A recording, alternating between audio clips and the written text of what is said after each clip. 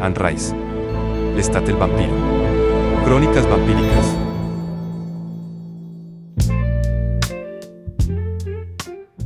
Quinta parte, el vampiro Armand.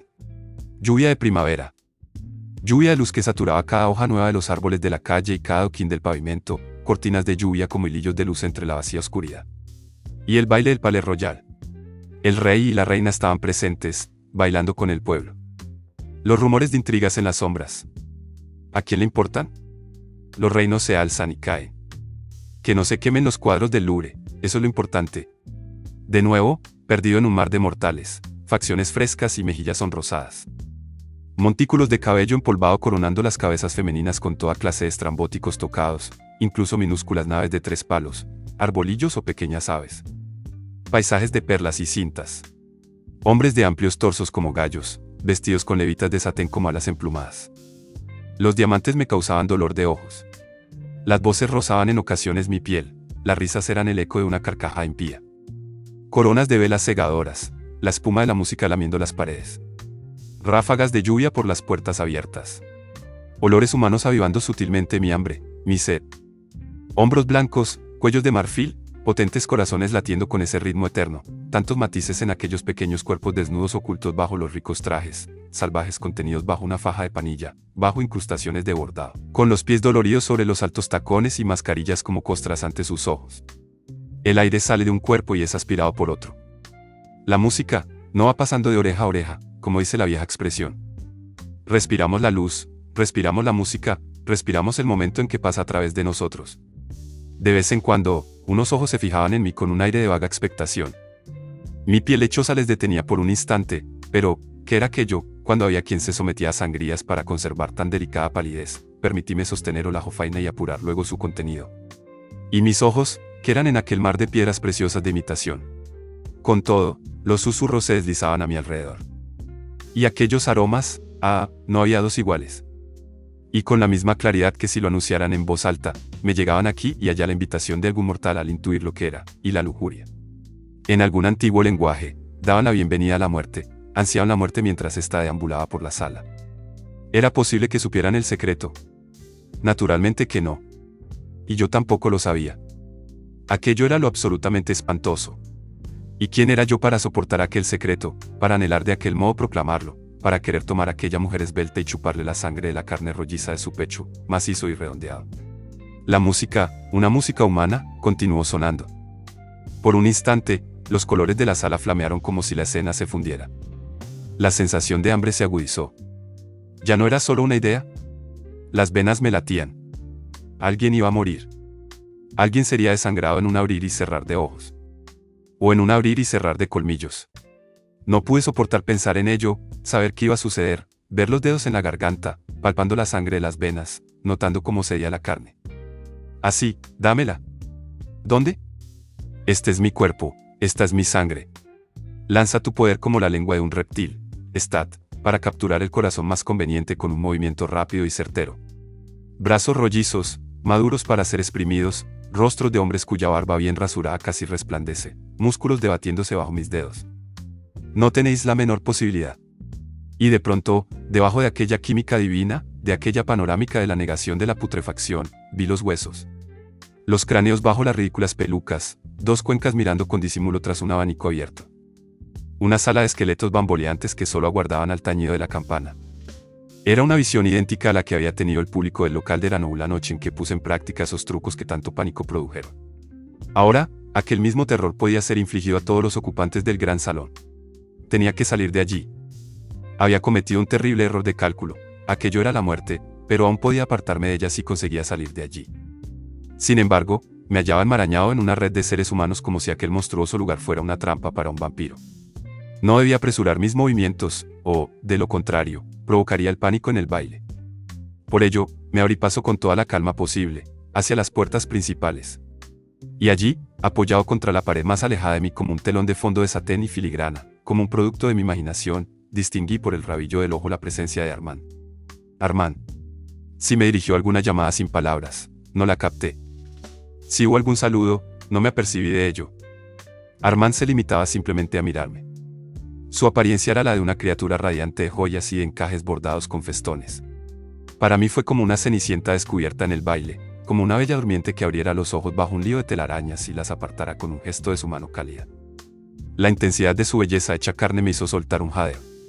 Sí, lucía una indumentaria perfecta de mortal, y, no obstante, su aspecto era aún más sobrenatural. Su rostro era demasiado deslumbrante, sus ojos oscuros resultaban insondables, y, durante una fracción de segundo, destellaron como si fueran dos ventanas asomadas al fuego del infierno. Y cuando me llegó su voz, esta era grave y casi burlona, obligándome a concentrarme para entenderla. «Llevas toda la noche buscándome», dijo. «Pues bien, aquí estoy aguardándote. Llevo esperándote toda la velada». Creo que en aquel instante, paralizado e incapaz de apartar la mirada de él, me di cuenta de que en todos mis años de vagar por esta tierra no volvería a tener nunca una revelación tan profunda y detallada del verdadero horror que constituía nuestra especie. En mitad de la muchedumbre, Armand parecía de una inocencia que partía el corazón.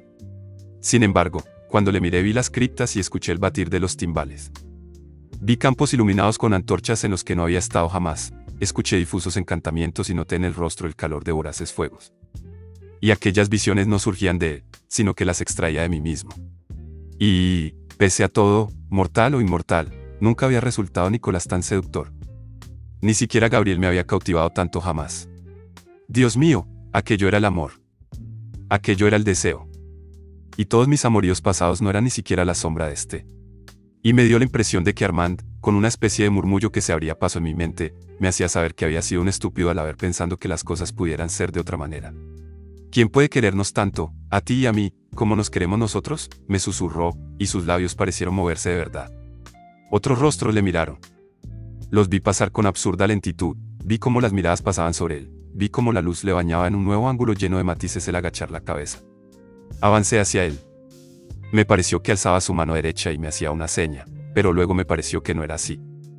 Armand dio media vuelta y vi ante mí la figura de un muchacho de cintura estrecha, hombros rectos y pantorrillas largas y firmes bajo las medias de seda, un muchacho que, al tiempo que abría una puerta, volvía la cabeza y me hacía una nueva seña. Me vino a la cabeza una loca idea. Fui tras él y me pareció como si nada de lo sucedido hasta entonces se hubiera producido. No había ninguna cripta bajo Lesina Sanz y Armand no era aquel mismo monstruo antiguo y temible. De algún modo, estábamos a salvo. Éramos la suma de nuestros deseos y esto nos salvaba. El vasto horror de mi propia inmortalidad, aún no experimentado, dejó de extenderse ante mí y nos encontramos surcando mares tranquilos guiados por faros familiares, y fue el momento de echarnos el uno en brazos del otro. Una sala oscura nos envolvió, privada y fría. El ruido del baile quedaba muy lejano. Armand estaba excitado por la sangre que había bebido, y pude captar el poderoso ímpetu de su corazón. Me indicó con un gesto que me acercara un poco más, y al otro lado de los ventanales destellaron las luces de los carruajes que pasaban con un mortecino e incesante traqueteo que hablaba de confort y de seguridad, y de todo lo que constituía París. Yo no había muerto. El mundo estaba empezando de nuevo. Extendí los brazos y noté su corazón contra mí y, gritando a mi Nicolás, traté de advertirle, de decirle que todos nosotros estábamos condenados. La vida se alejaba de nosotros centímetro a centímetro y, contemplando los manzanos del huerto bañados en una verde luz solar, creía volverme loco. No, no, querido, me susurraba Armand, no hay más que paz y dulzura y tus brazos en los míos. Sabes bien que fue el más atroz azar. Musité de pronto. Soy un diablo involuntario que llora como un chiquillo abandonado. Quiero volver a casa. Sí, sí. Sus labios sabían a sangre, pero no era sangre humana sino aquel elixir que Magnus me había dado. Advertí que me deshacía del abrazo. Esta vez podría escapar. Tendría otra oportunidad. La rueda había dado la vuelta completa. Me encontré gritando que no bebería, que no lo haría. Y en ese instante noté los dos ardientes colmillos que se clavaban con fuerza en mi cuello hasta alcanzarme el alma. No pude moverme. El rapto, el éxtasis, me embargó como aquella primera noche, 1000 veces más poderoso que cuando tenía entre mis brazos a un mortal. Entonces me di cuenta de lo que estaba haciendo. Armand estaba alimentándose conmigo. Estaba desangrándome. Caí de rodillas, pero noté que él me sostenía, mientras la sangre seguía manando de mi cuello con una monstruosa voluntad propia que yo era incapaz de detener. ¡Demonio! Traté de gritar. Forcé la palabra arriba y arriba hasta que surgió de mis labios y la parálisis liberó mis extremidades. ¡Demonio! Rugí de nuevo, sorprendiendo a Armand en su arrebatada concentración y enviándole hacia atrás contra el suelo. En un abrir y cerrar de ojos, le así con mis manos y, haciendo añicos las puertas acristaladas, le arrastré conmigo a la oscuridad de la noche. Sus tacones se arrastraron sobre la grava del camino y su rostro se había convertido en pura furia. Agarré su brazo derecho y le balanceé de lado a lado de modo que la cabeza le diera sacudidas y no pudiera ver ni calcular dónde estaba, ni asirse a nada. Entonces, con mi puño diestro, lo golpeé una y otra vez hasta que empezó a sangrar por los oídos, los ojos y la nariz. Lo arrastré entre los árboles, lejos de las luces de palacio. Y, mientras se debatía tratando de recuperarse con un estallido de fuerza, Armand lanzó su amenaza: me mataría, pues ahora tenía mi fuerza. La había absorbido de mi sangre y, unida a la suya propia, le convertiría en un ser invencible. Enloquecido, le agarré el cuello y empujé su mejilla contra el camino. Le inmovilicé, estrangulándolo, hasta que brotó de su boca la sangre en grandes borbotones. Armand habría gritado, de haber podido. Hundí las rodillas en su pecho. El cuello se hinchó bajo la presión de mis dedos y la sangre manó y rebosó entre sus labios mientras él volvía la cabeza de un lado a otro, con los ojos cada vez más abiertos pero sin ver nada. Después, cuando le noté flácido y exangüe, le solté. Volví a golpearle una y otra vez, sacudiéndole de aquí para allá. Desenvainé la espada para cortarle la cabeza. Que viviera así, si podía. Que fuera inmortal de aquella manera, si era capaz. Levanté la espada y, cuando bajé la vista hacia él, la lluvia le golpeaba el rostro, y sus ojos me miraban, incapaz de pedir piedad, medio muerto, incapaz de moverse. Esperé. Esperé a que me suplicara. Quería que me diera aquella voz poderosa llena de astucia y de mentiras, aquella voz que me había hecho sentir, durante un puro y deslumbrante momento, que volvía a estar vivo, libre y en estado de gracia. Una falsedad, una mentira abominable e imperdonable. Una mentira que no olvidaría jamás mientras deambulara por el mundo. Deseé que la rabia me impulsara a cruzar el umbral de su tumba. Pero no me llegó nada de él. Y, en aquellos momentos de inmovilidad y dolor, Armand recobró poco a poco su hermosura, tendido como un niño descoyuntado sobre el camino de grava a apenas unos metros del tráfico, del tintineo de las cerraduras de los caballos y del ruido sordo de las ruedas de madera. En aquel niño maltratado había siglos de maldad y de sabiduría, aunque no surgía de él ninguna súplica ignominiosa sino solo la borrosa y magullada sensación de lo que era. Una vieja, ancestral maldad. Unos ojos que habían visto eras oscuras con las que yo podía solo soñar. Le solté, me puse en pie y guardé la espada en la vaina. Me separé unos pasos de Armand y me dejé caer en un húmedo banco de piedra.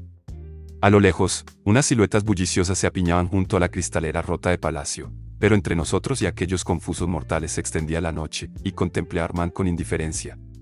Él seguía tendido en el suelo, inmóvil.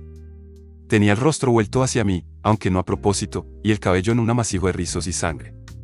Con los ojos cerrados y la mano abierta a un costado del cuerpo, me pareció el hijo abandonado de un tiempo, el fruto de un accidente sobrenatural, un ser tan desgraciado como yo mismo. ¿Qué había hecho Armand para convertirse en lo que era? ¿Cómo era posible que, tanto tiempo atrás, alguien tan joven hubiera adivinado el sentido de decisión alguna, y mucho menos del voto de convertirse en aquello? Me incorporé y, acercándome lentamente, me coloqué junto a su cuerpo caído y contemplé la sangre que empapaba su camisa de encaje y bañaba su rostro. Pareció que exhalaba un suspiro y escuché el paso de su aliento. Armand continuó con los ojos cerrados y, a la vista de un mortal, tal vez sus facciones mostraran una total inexpresividad, pero yo pude captar el dolor que sentía. Capté la inmensidad de ese pesar y deseé no sentirlo. Por un instante, comprendí el abismo que nos separaba y la distancia que había entre su intento de acabar conmigo y la defensa, bastante simple, que yo había hecho de mi propia persona. En un intento desesperado, Armand había tratado de imponerse a lo que no comprendía. Y, en una reacción impulsiva, yo le había dominado y reducido casi sin esfuerzo. Volvió entonces a mí todo el dolor que sentía por Nicolás y recordé las palabras de Gabriel y las denuncias de aquel. Mi rabia no era nada comparada con su pesadumbre, con su desesperación. Quizá fue esta la razón que me impulsó a agacharme y ayudarle a incorporarse. Y tal vez lo hice también porque vi a Armand tan perdido y tan exquisitamente atractivo. Y porque, al fin y al cabo, los dos pertenecíamos a la misma raza. Era bastante lógico, ¿no os parece?, que uno de los suyos se lo llevara de aquel lugar donde, tarde o temprano, los mortales se habrían acercado a él y le habrían obligado a huir a trompicones. No me ofreció la menor resistencia. En unos instantes, se puso en pie y echó a andar a mi lado con aire adormilado. Le pasé un brazo por los hombros, sosteniéndole y ayudándole hasta que empezamos a alejarnos del Palais Royal en dirección a la Rue Saint-Honoré. Apenas eché un vistazo a las siluetas que pasaban junto a nosotros hasta que reconocí bajo los árboles una figura familiar de la que no surgía el menor aroma mortal. Entonces comprendí que Gabriel llevaba algún tiempo allí. La vi acercarse titubeante y en silencio, con expresión alarmada cuando vio la camisa de encaje manchada de sangre y las huellas de los golpes en la piel lechosa de Armand. De inmediato, extendió los brazos como si quisiera ayudarme a sostener la carga que éste representaba, aunque dio la impresión de no saber cómo hacerlo. A lo lejos, en algún rincón de los jardines en sombras, acechaban las demás criaturas.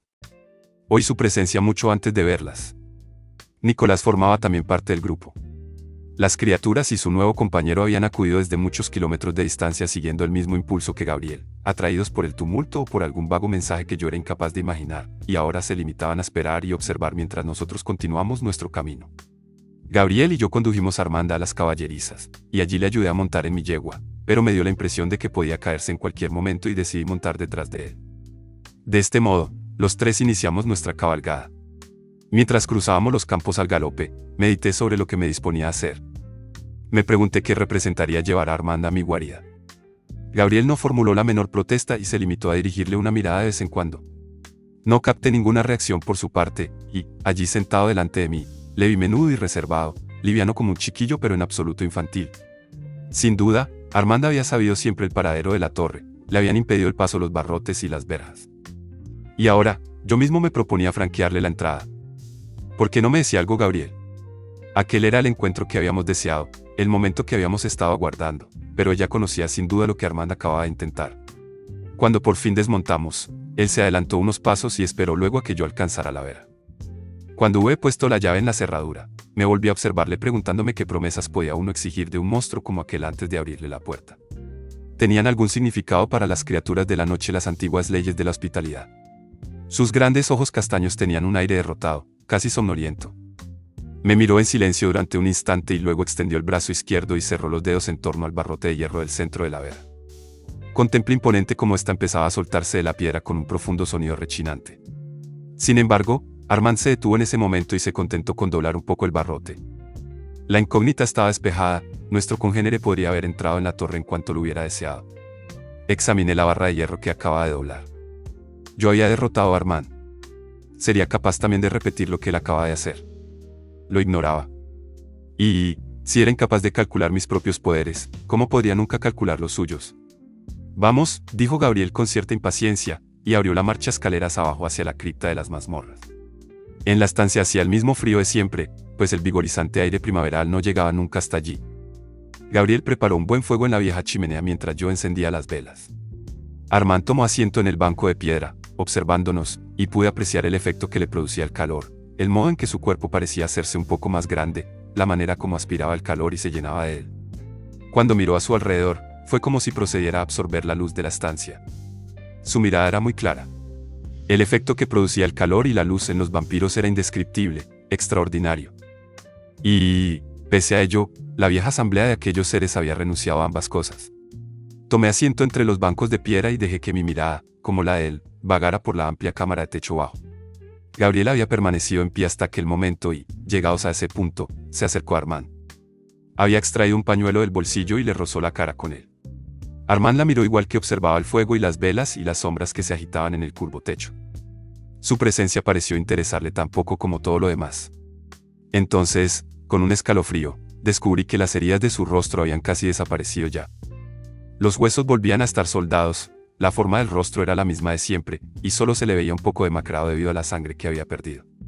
El corazón se me expandió ligeramente, en contra de mi voluntad, como ya me había sucedido en las almenas de la torre al escuchar su voz. Pensé en el dolor que había padecido hacía apenas media hora, en el Palais Royal, cuando la punzada de sus colmillos en mi cuello había puesto de relieve su falsedad. Sentí odio hacia él. Pero no pude dejar de mirarle. Gabriel le peinó, tomó sus manos y las limpió de sangre.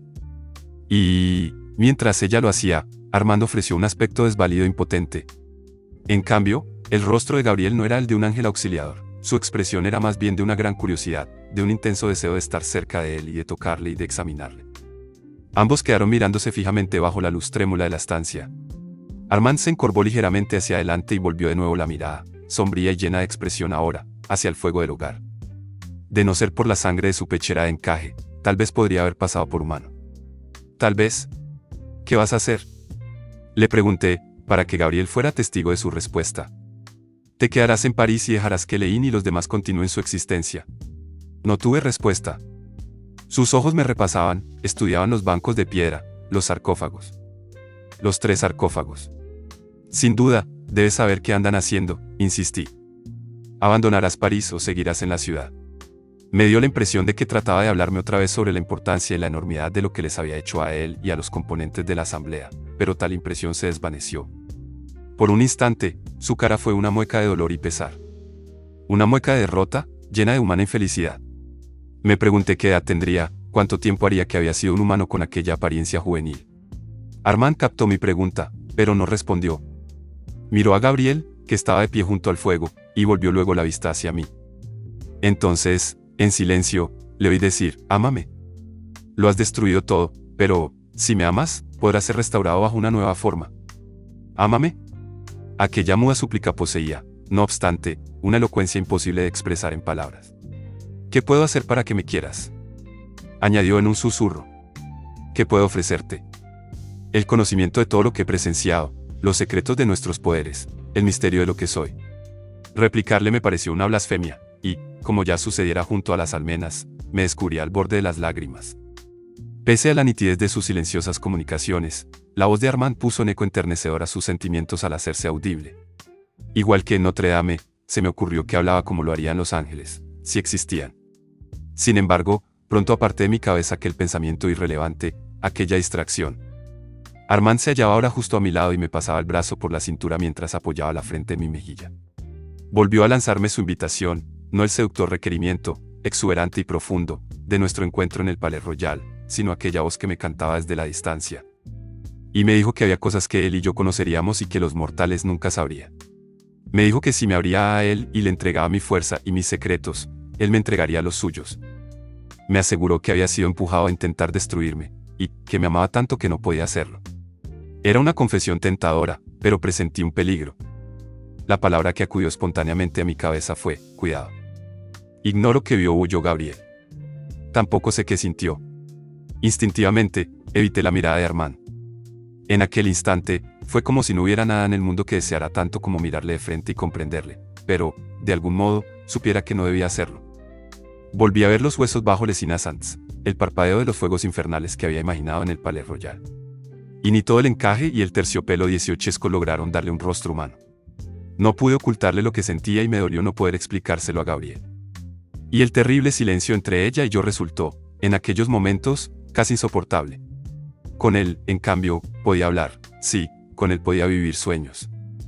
Un sentimiento de temor y respeto me impulsó a abrir los brazos para estrecharle entre ellos y así lo hice, debatiéndome entre la confusión y el deseo.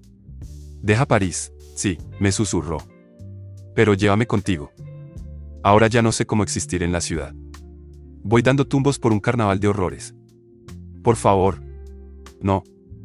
Me oí decir, como si me lo dijera exclusivamente a mí mismo. No tengo ningún valor para ti.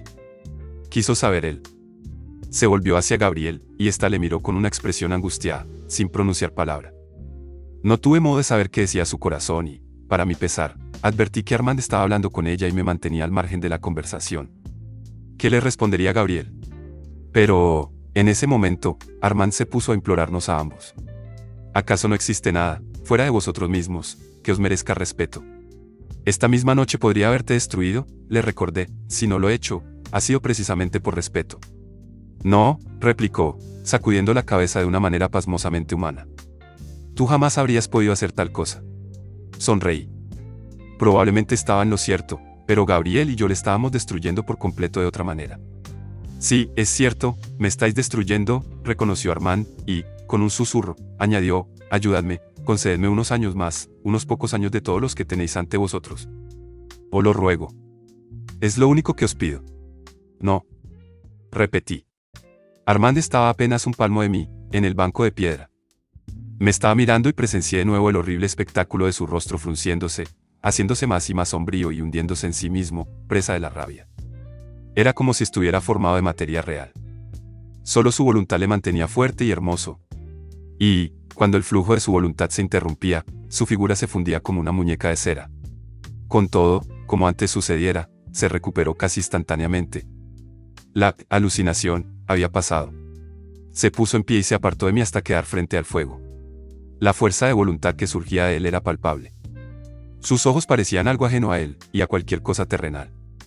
El fuego que refulgía detrás de él formaba una aureola espectral en torno a su cabeza. Yo te maldigo. Musitó. Noté como una varada de miedo.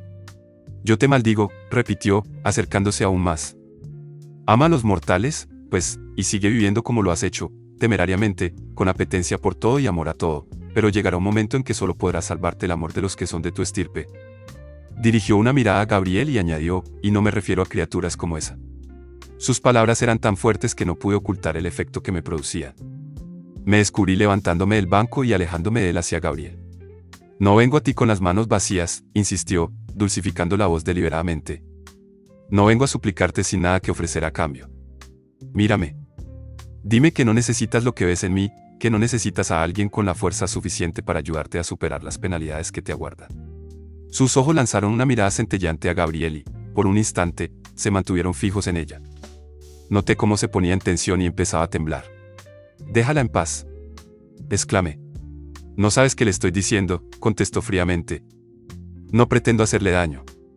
Pero no ves lo que has hecho ya, con tu amor a los mortales. Si no le tenía tiempo, Armand diría algo terrible, algo que nos haría daño a mí o a Gabriel. Él sabía todo lo sucedido con Nicolás. Tuve la certeza de que así era. Y comprendí que, si en algún recóndito rincón de mi alma deseaba el fin de Nicolás, Armand lo sabría también. ¿Por qué le había dejado entrar en mí? ¿Por qué había pasado por alto lo que podía hacerme? Ah, pero si siempre es una parodia, ¿no lo ves? Continuó con el mismo hablar reposado. En cada ocasión, la muerte y el despertar devastarán el espíritu mortal. Uno te odiará por haberle quitado la vida, otro se lanzará a excesos que tú desprecias. Un tercero surgirá loco furioso y otro será un monstruo que no podrás controlar. Uno sentirá celos de tu superioridad y otro te cerrará sus pensamientos. Al decir esto último, lanzó de nuevo su mirada a Gabriel con una media sonrisa. Y el velo siempre caerá entre vosotros. Crea una legión y seguirás estando siempre solo. Eternamente. No quiero escucharte más. Todo esto no tiene sentido, afirmé.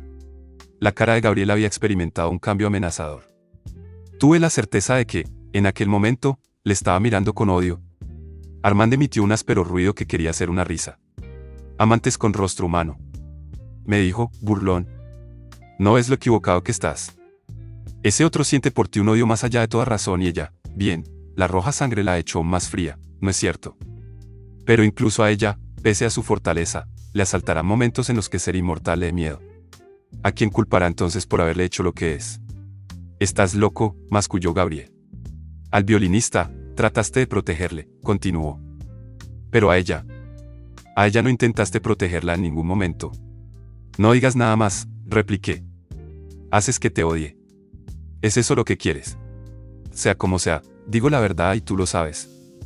Pero lo que nunca sabréis, ninguno de los dos, es toda la profundidad de vuestro odio y resentimiento mutuos.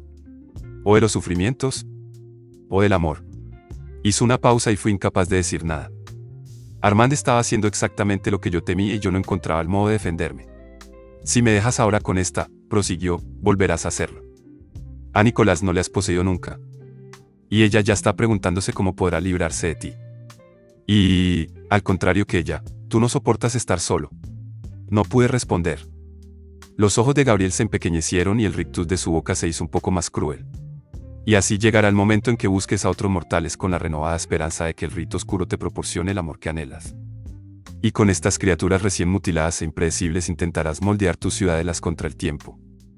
Pues bien, verás cómo se transforman en prisiones y duran más de medio siglo. Te lo advierto, solo con la ayuda de los que son tan poderosos y sabios como tú podrá alzarse la verdadera ciudadela contra el tiempo. La ciudadela contra el tiempo.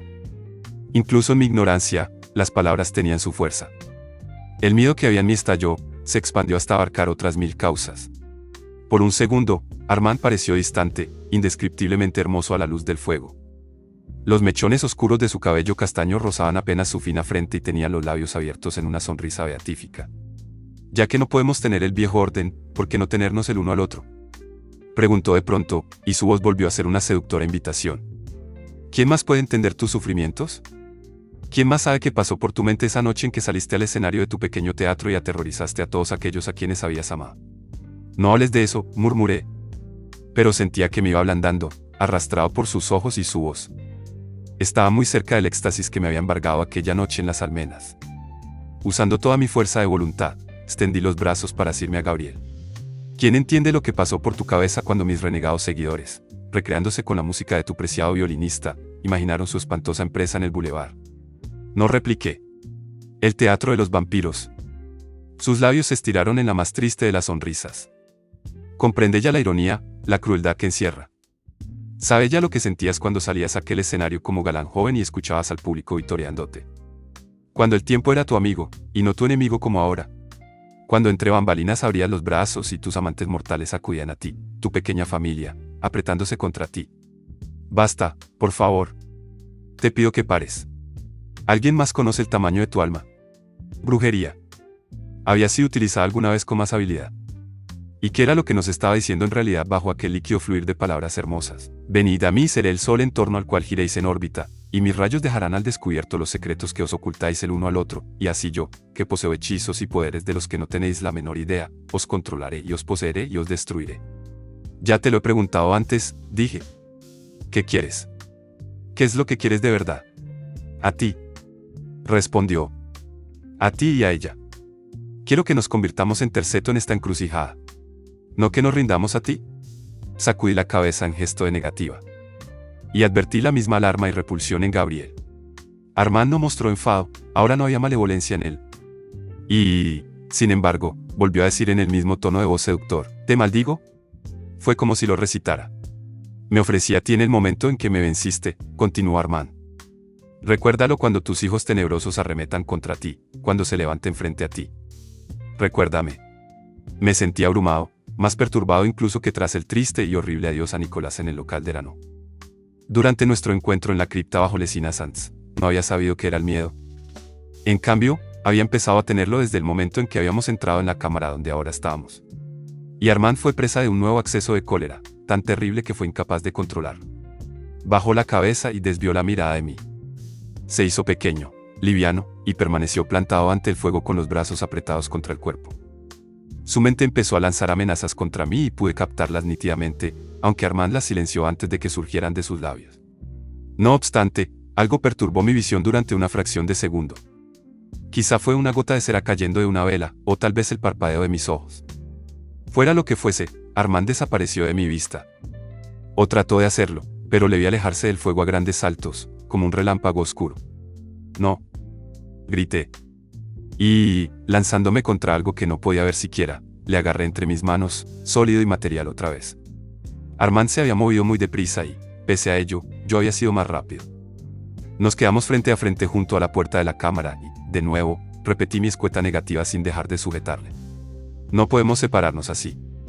No podemos decirnos adiós con este rencor, no y no. Y mi voluntad se desmoronó de pronto mientras abrazaba a Armand y me apretaba contra él para que no pudiera desasirse o tan siquiera moverse. No me importaba lo que Armand era, ni lo que había hecho en el maldito momento de mentirme, o incluso de intentar dominarme. No me importaba haber perdido mi condición de mortal y no poder recuperarla nunca más. Mi único deseo era que Armand se quedara allí. Quería estar con él, quería ser lo que él era y quería que todas las cosas que había dicho fueran ciertas. No obstante, nunca podrían ser como las deseaba.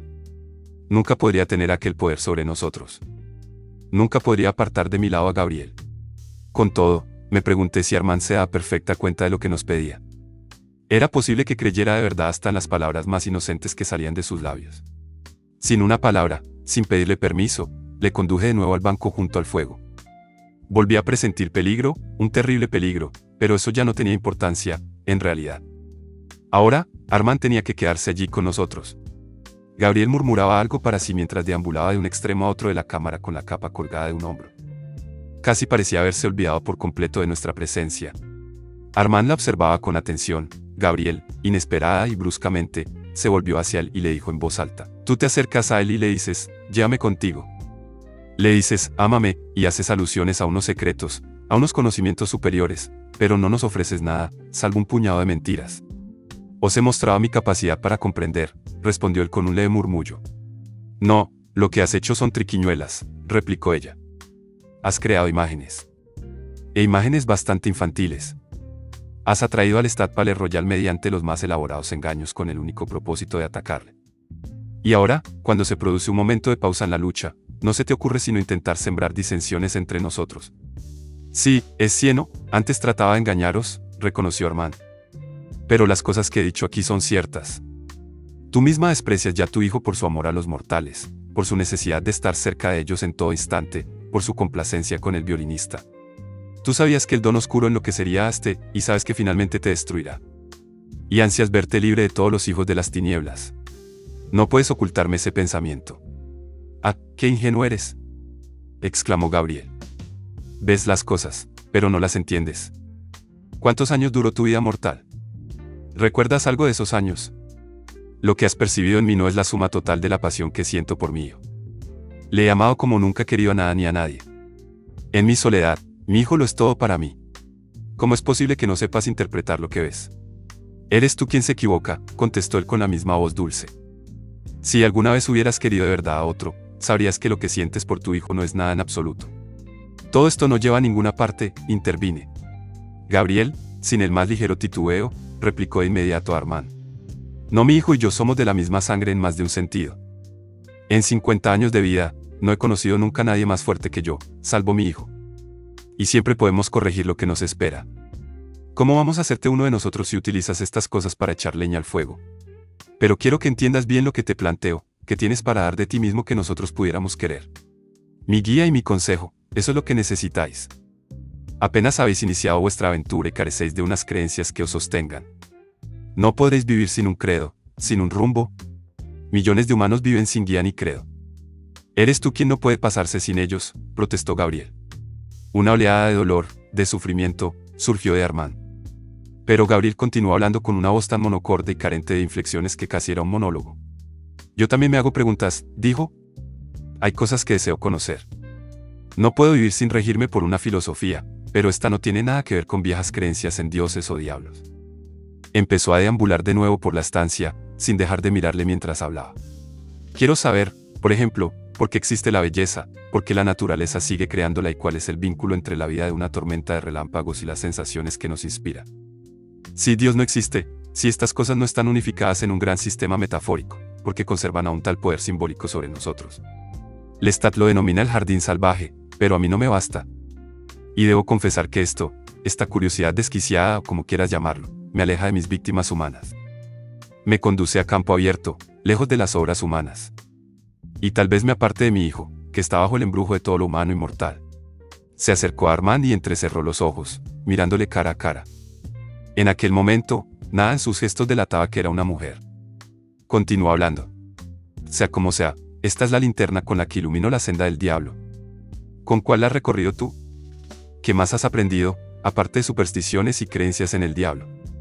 ¿Qué sabes de nuestra especie y de cómo empezó a existir? Respóndenos a eso y quizá valga para algo. Aunque, por otra parte, puede que tampoco eso sirva para nada. Armand estaba estupefacto, sin recursos para ocultar su asombro. Miró a Gabriel con aire de confusa candidez. Luego se puso en pie y retrocedió, tratando obviamente de escapar de ella. Su mirada perdida en el vacío era la de un ser abatido, vencido. Se hizo el silencio, y, por un instante, sentí por Armand un extraño impulso protector.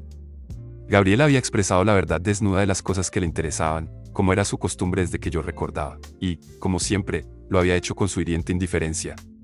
Había hablado de lo que le interesaba a ella sin prestar la menor atención a lo que él sintiera. Ven a un plano distinto, al mío, le había dicho.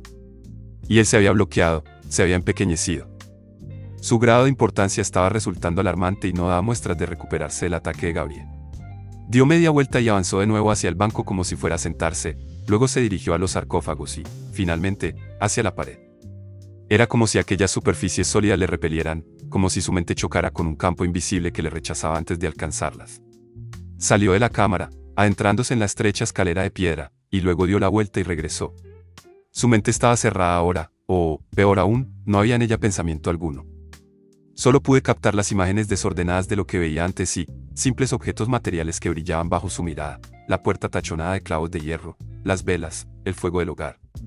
Vi una detallada evocación de las calles de París, de los vendedores y de los pregoneros de periódicos, de los cabriolés, del sonido armonioso de una orquesta, de un horrible estruendo de palabras y frases de los libros que había leído tan recientemente. Todo aquello me resultaba insoportable, pero Gabriel, con un gesto firme, me indicó que me quedara donde estaba. Algo estaba impregnando la cripta. Algo estaba sucediéndole al aire mismo de la estancia. Algo cambió, Aunque las velas seguían ardiendo y el fuego seguía crepitando y lamiendo las piedras ennegrecidas del fondo del hogar, y las ratas seguían corriendo por las mazmorras de los muertos, debajo de nosotros. Armand se detuvo bajo el dintel en arco de la puerta y pareció que transcurrían horas. Aunque no era así, Gabriel estaba lejos de mí, en un rincón de la cámara, con una expresión fría en su rostro concentrado y unos ojos tan radiantes como pequeños eran. Armand se disponía a hablarnos, pero lo que iba a ofrecernos no era ninguna explicación. Las cosas que diría ni siquiera seguirían un orden. Era como si lo hubiéramos abierto en canal y las imágenes que salían de él fueran de su sangre. Su figura era apenas la de un joven con los brazos cruzados sobre el umbral de la estancia. Entonces comprendí que era aquella sensación. Era una monstruosa intimidad con otro ser, comparada con la cual hasta el estasiame momento de dar muerte a una víctima resultaba aburrido y controlado. Armand estaba abierto a nosotros y no podía contener por más tiempo el deslumbrante torrente de imágenes que hacía que su vieja voz silenciosa pareciera fina, lírica y afectada. Era aquel el peligro que había intuido yo todo el rato. Era aquello lo que había desatado mi miedo. En el mismo instante de darme cuenta de ello, el miedo empezó a ceder. Parecía que todas las grandes lecciones de mi vida las había aprendido a través de la renuncia al miedo. Una vez más, se rompía la cáscara de miedo que me envolvía para que otra cosa surgiera a la vida. Nunca jamás en toda mi existencia, tanto mortal como inmortal, me había visto amenazado con una intimidad semejante. La cámara había desaparecido. Las paredes se habían desvanecido. Llegaban unos jinetes. Una nube de polvo creciendo en el horizonte. A continuación, unos gritos de terror y un chiquillo de cabello castaño oscuro, vestido con vastas ropas de campesino, corriendo sin cesar mientras los jinetes se desataban en una horda. Y el chiquillo debatiéndose a puñetazos y a patadas tras ser atrapado y arrojado sobre la silla de montar por uno de los jinetes, que se lo llevaba más allá de los confines del mundo. Aquel chiquillo era Armand y el escenario de los hechos, aunque Armand lo ignorara, las estepas meridionales de Rusia. El chiquillo conocía otras palabras como madre, padre, iglesia, Dios y Satanás, pero no sabía el nombre de su patria ni del idioma que hablaba, ni que los jinetes que le habían raptado eran tártaros y que nunca volvería a ver nada de lo que conocía o amaba. Oscuridad, el tumultuoso movimiento del barco y el interminable mareo y, emergiendo del miedo y de la desesperación, la enorme y deslumbrante jungla de edificios imposibles que formaba la Constantinopla de los últimos días del Imperio Bizantino, con sus fantásticas multitudes y sus tarimas para la subasta de esclavos. El balbuceo amenazador de unos idiomas extraños, amenazas efectuadas en el lenguaje universal de los gestos y, en torno al chiquillo, los enemigos que no podía distinguir ni calmar, y de los que no podía escapar. Pasarían años y años, más de una existencia mortal, antes de que Armand volviera la vista atrás hasta aquel espantoso momento y le diera nombres e historias a todo aquello, los funcionarios de la corte bizantina que le habrían castrado y los guardianes de los harenes del Islam que habrían hecho otro tanto, y los orgullosos guerreros mamelucos venidos de Egipto que se lo habrían llevado con ellos al Cairo de haber sido más rubio y más fuerte, y los radiantes venecianos de hablar dulce con sus polainas y con sus chalecos de terciopelo, las criaturas más deslumbrantes de todas, cristianos igual que él, y, sin embargo, intercambiando ligeras risas entre ellos mientras le examinaban, y él allí, mudo, incapaz de responder, de suplicar, incluso de mantener esperanzas. Vi los mares que se abrían ante él, el gran vaivén azul del Egeo y el Adriático y, de nuevo, el mareo en la bodega y el solemne juramento de no seguir viviendo. Y luego los grandes palacios moros de Venecia alzándose de la reluciente superficie de la laguna, y la casa a la que le llevaban, con decenas y decenas de cámaras secretas, y la luz del cielo apenas entrevista a través de los barrotes de las ventanas, y los otros chicos hablándole en aquel idioma veneciano tan suave y extraño, y las amenazas y las lisonjas mientras se convencían, contra todos sus miedos y supersticiones, de los pecados que debía cometer con el interminable desfile de extraños en aquel ambiente de mármol y luces de antorchas donde cada cámara se abría una nueva escena de ternura que se entregaba al mismo deseo ritual, inexplicable, por último, cruel. Y al fin, una noche, después de días y días de negarse a obedecer, hambriento y dolorido y privado de hablar con nadie, fue obligado a cruzar de nuevo una de aquellas puertas tal como estaba, sucio y cegado por la luz tras el encierro en la oscura y lóbrega celda. Y el ser que le estaba esperando allí, el hombre alto, de rostro enjuto y casi luminoso, vestido de terciopelo rojo, le tocó con sus fríos dedos tan suavemente que, medio adormilado, el muchacho no lloró al ver cambiar de mano las monedas. Pero era una cantidad importante. Demasiado importante. Estaba siendo vendido. Y la cara del hombre era demasiado lisa, más bien parecía una máscara. En el último instante, el muchacho se puso a gritar, juró que sería obediente, que no se pelearía más. Que alguien le dijera dónde le llevaban, no volvería a desobedecer, por favor, por favor. Pero, en el mismo instante en que era arrastrado escaleras abajo hacia el fétido olor de las cloacas, volvió a notar el contacto de los dedos firmes y delicados de su nuevo amo y, en el cuello, el roce de unos labios fríos y tiernos que nunca jamás le harían daño, y aquel mortal e irresistible primer beso. Amor y amor y amor en el beso del vampiro. Un amor que bañó a Armand, que le limpió, esto es todo, mientras era transportado a la góndola y ésta avanzaba como un gran escarabajo siniestro por el estrecho canal hasta las alcantarillas bajo otra casa. Ebrio de placer. Ebrio de las manos blancas y sedosas que alisaban su cabello y de la voz que le llamaba hermoso. Ebrio del rostro que, en instantes de emoción, se llenaba de expresividad para hacerse luego más sereno y deslumbrante que si fuera de alabastro y joyas. Un rostro como un remanso de agua bajo el claro de luna, un roce, aunque sea con las yemas de los dedos, y toda su vida sale a la superficie, para, a continuación, desvanecerse de nuevo en la quietud. Ebrio a la luz de la mañana con el recuerdo de esos besos, cuando, a solas, abría una puerta tras otra y descubría libros, mapas y estatuas de granito y de mármol, cuando los otros aprendices le localizaban y le conducían pacientemente a su trabajo para enseñarle a mezclar los colores puros con la yema de huevo y a extender la laca de la yema de huevo sobre los paneles, y para guiarle por el andamio mientras los artistas aplicaban cuidadosas pinceladas en el borde mismo de la enorme escena de sol y nubes, mostrándole aquellos grandes rostros y manos y alas angelicales que solo podía tocar el pincel del maestro. Ebrio cuando se sentaba a la larga mesa con ellos y se atiborraba de deliciosos platos que no había probado hasta entonces y de vino que nunca se agotaba. Y cayendo dormido finalmente, para despertar en ese momento del crepúsculo en que el maestro se presentaba junto a la enorme cama, espléndido como un producto de la imaginación con su ropa de terciopelo rojo, su tupida cabellera blanca brillando a la luz de la lámpara y la felicidad más natural e ingenua en sus brillantes ojos azules cobalto. Y el beso mortal. Ah, sí, no separarme nunca de ti, sí, sin miedo. Pronto, querido mío, estaremos unidos de verdad. Antorchas encendidas por toda la casa. El maestro en lo alto del andamio con el pincel en la mano. Quédate aquí, a la luz, no te muevas, y horas inmóvil en la misma posición hasta ver, poco antes del amanecer, sus propias facciones en el lienzo, las facciones del ángel. Y el amo sonriéndole mientras avanzaba por el interminable corredor. No, maestro, no me dejes. Permite que me quede contigo, no te vayas. Nuevamente, la luz del día. Y dinero en los bolsillos, oro de ley, y el fasto de Venecia con sus canales de aguas verdes oscuras entre los muros de los palacios, y los otros aprendices caminando el brazo con él, y el aire fresco y el cielo azul sobre la plaza de San Marcos como algo que solo hubiera soñado en la infancia. Y, al atardecer, de nuevo el palacio y la entrada del maestro, el maestro inclinado con el pincel sobre la pequeña tabla, trabajando cada vez más deprisa bajo la mirada de los aprendices, entre horrorizada y fascinada, y el maestro levantando la vista hacia él y dejando a un lado el pincel y llevándoselo del enorme estudio mientras los demás seguían trabajando hasta la medianoche, y su rostro entre las manos del maestro para recibir, de nuevo a solas en la alcoba, aquel secreto, nunca contárselo a nadie, beso. 2 años. 3.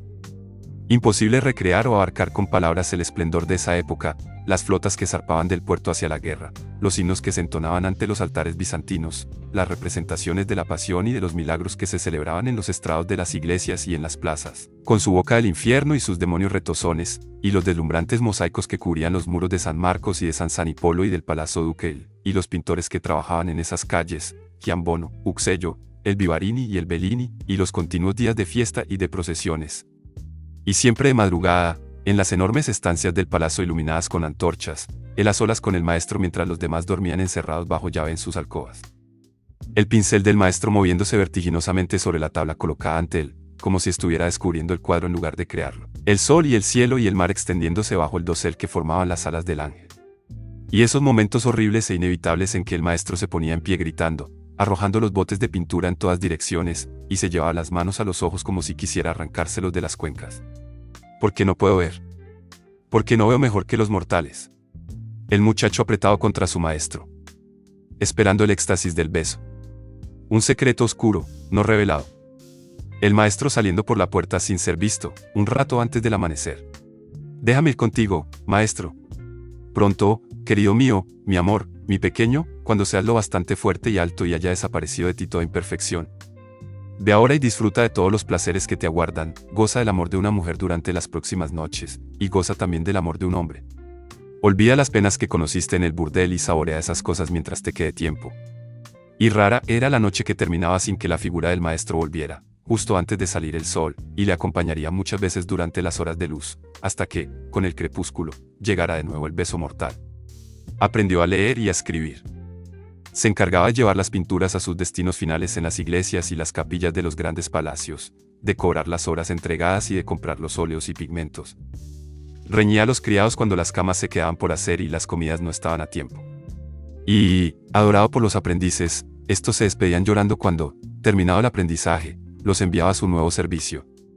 Le leía poesía al maestro mientras éste pintaba, y aprendió a tocar el laúd y a cantar tonadas. Y en las tristes ocasiones en que el maestro abandonaba Venecia durante muchas noches seguidas, era él quien gobernaba la casa en su ausencia, ocultando su zozobra a los demás y sabiendo que ésta solo terminaría cuando regresara el maestro. Y una noche, por fin, en las horas de la madrugada en que hasta Venecia duerme, ha llegado el momento, hermoso mío, de que vengas a mí y te conviertas en lo que soy. ¿Es este tu deseo? Sí. Te alimentarás siempre en secreto con la sangre de los malhechores, como yo hago, y guardarás este secreto hasta el fin de los tiempos. Hago la promesa, me entrego, lo deseo estar contigo, maestro mío, para siempre. Tú eres el creador de todo lo que soy.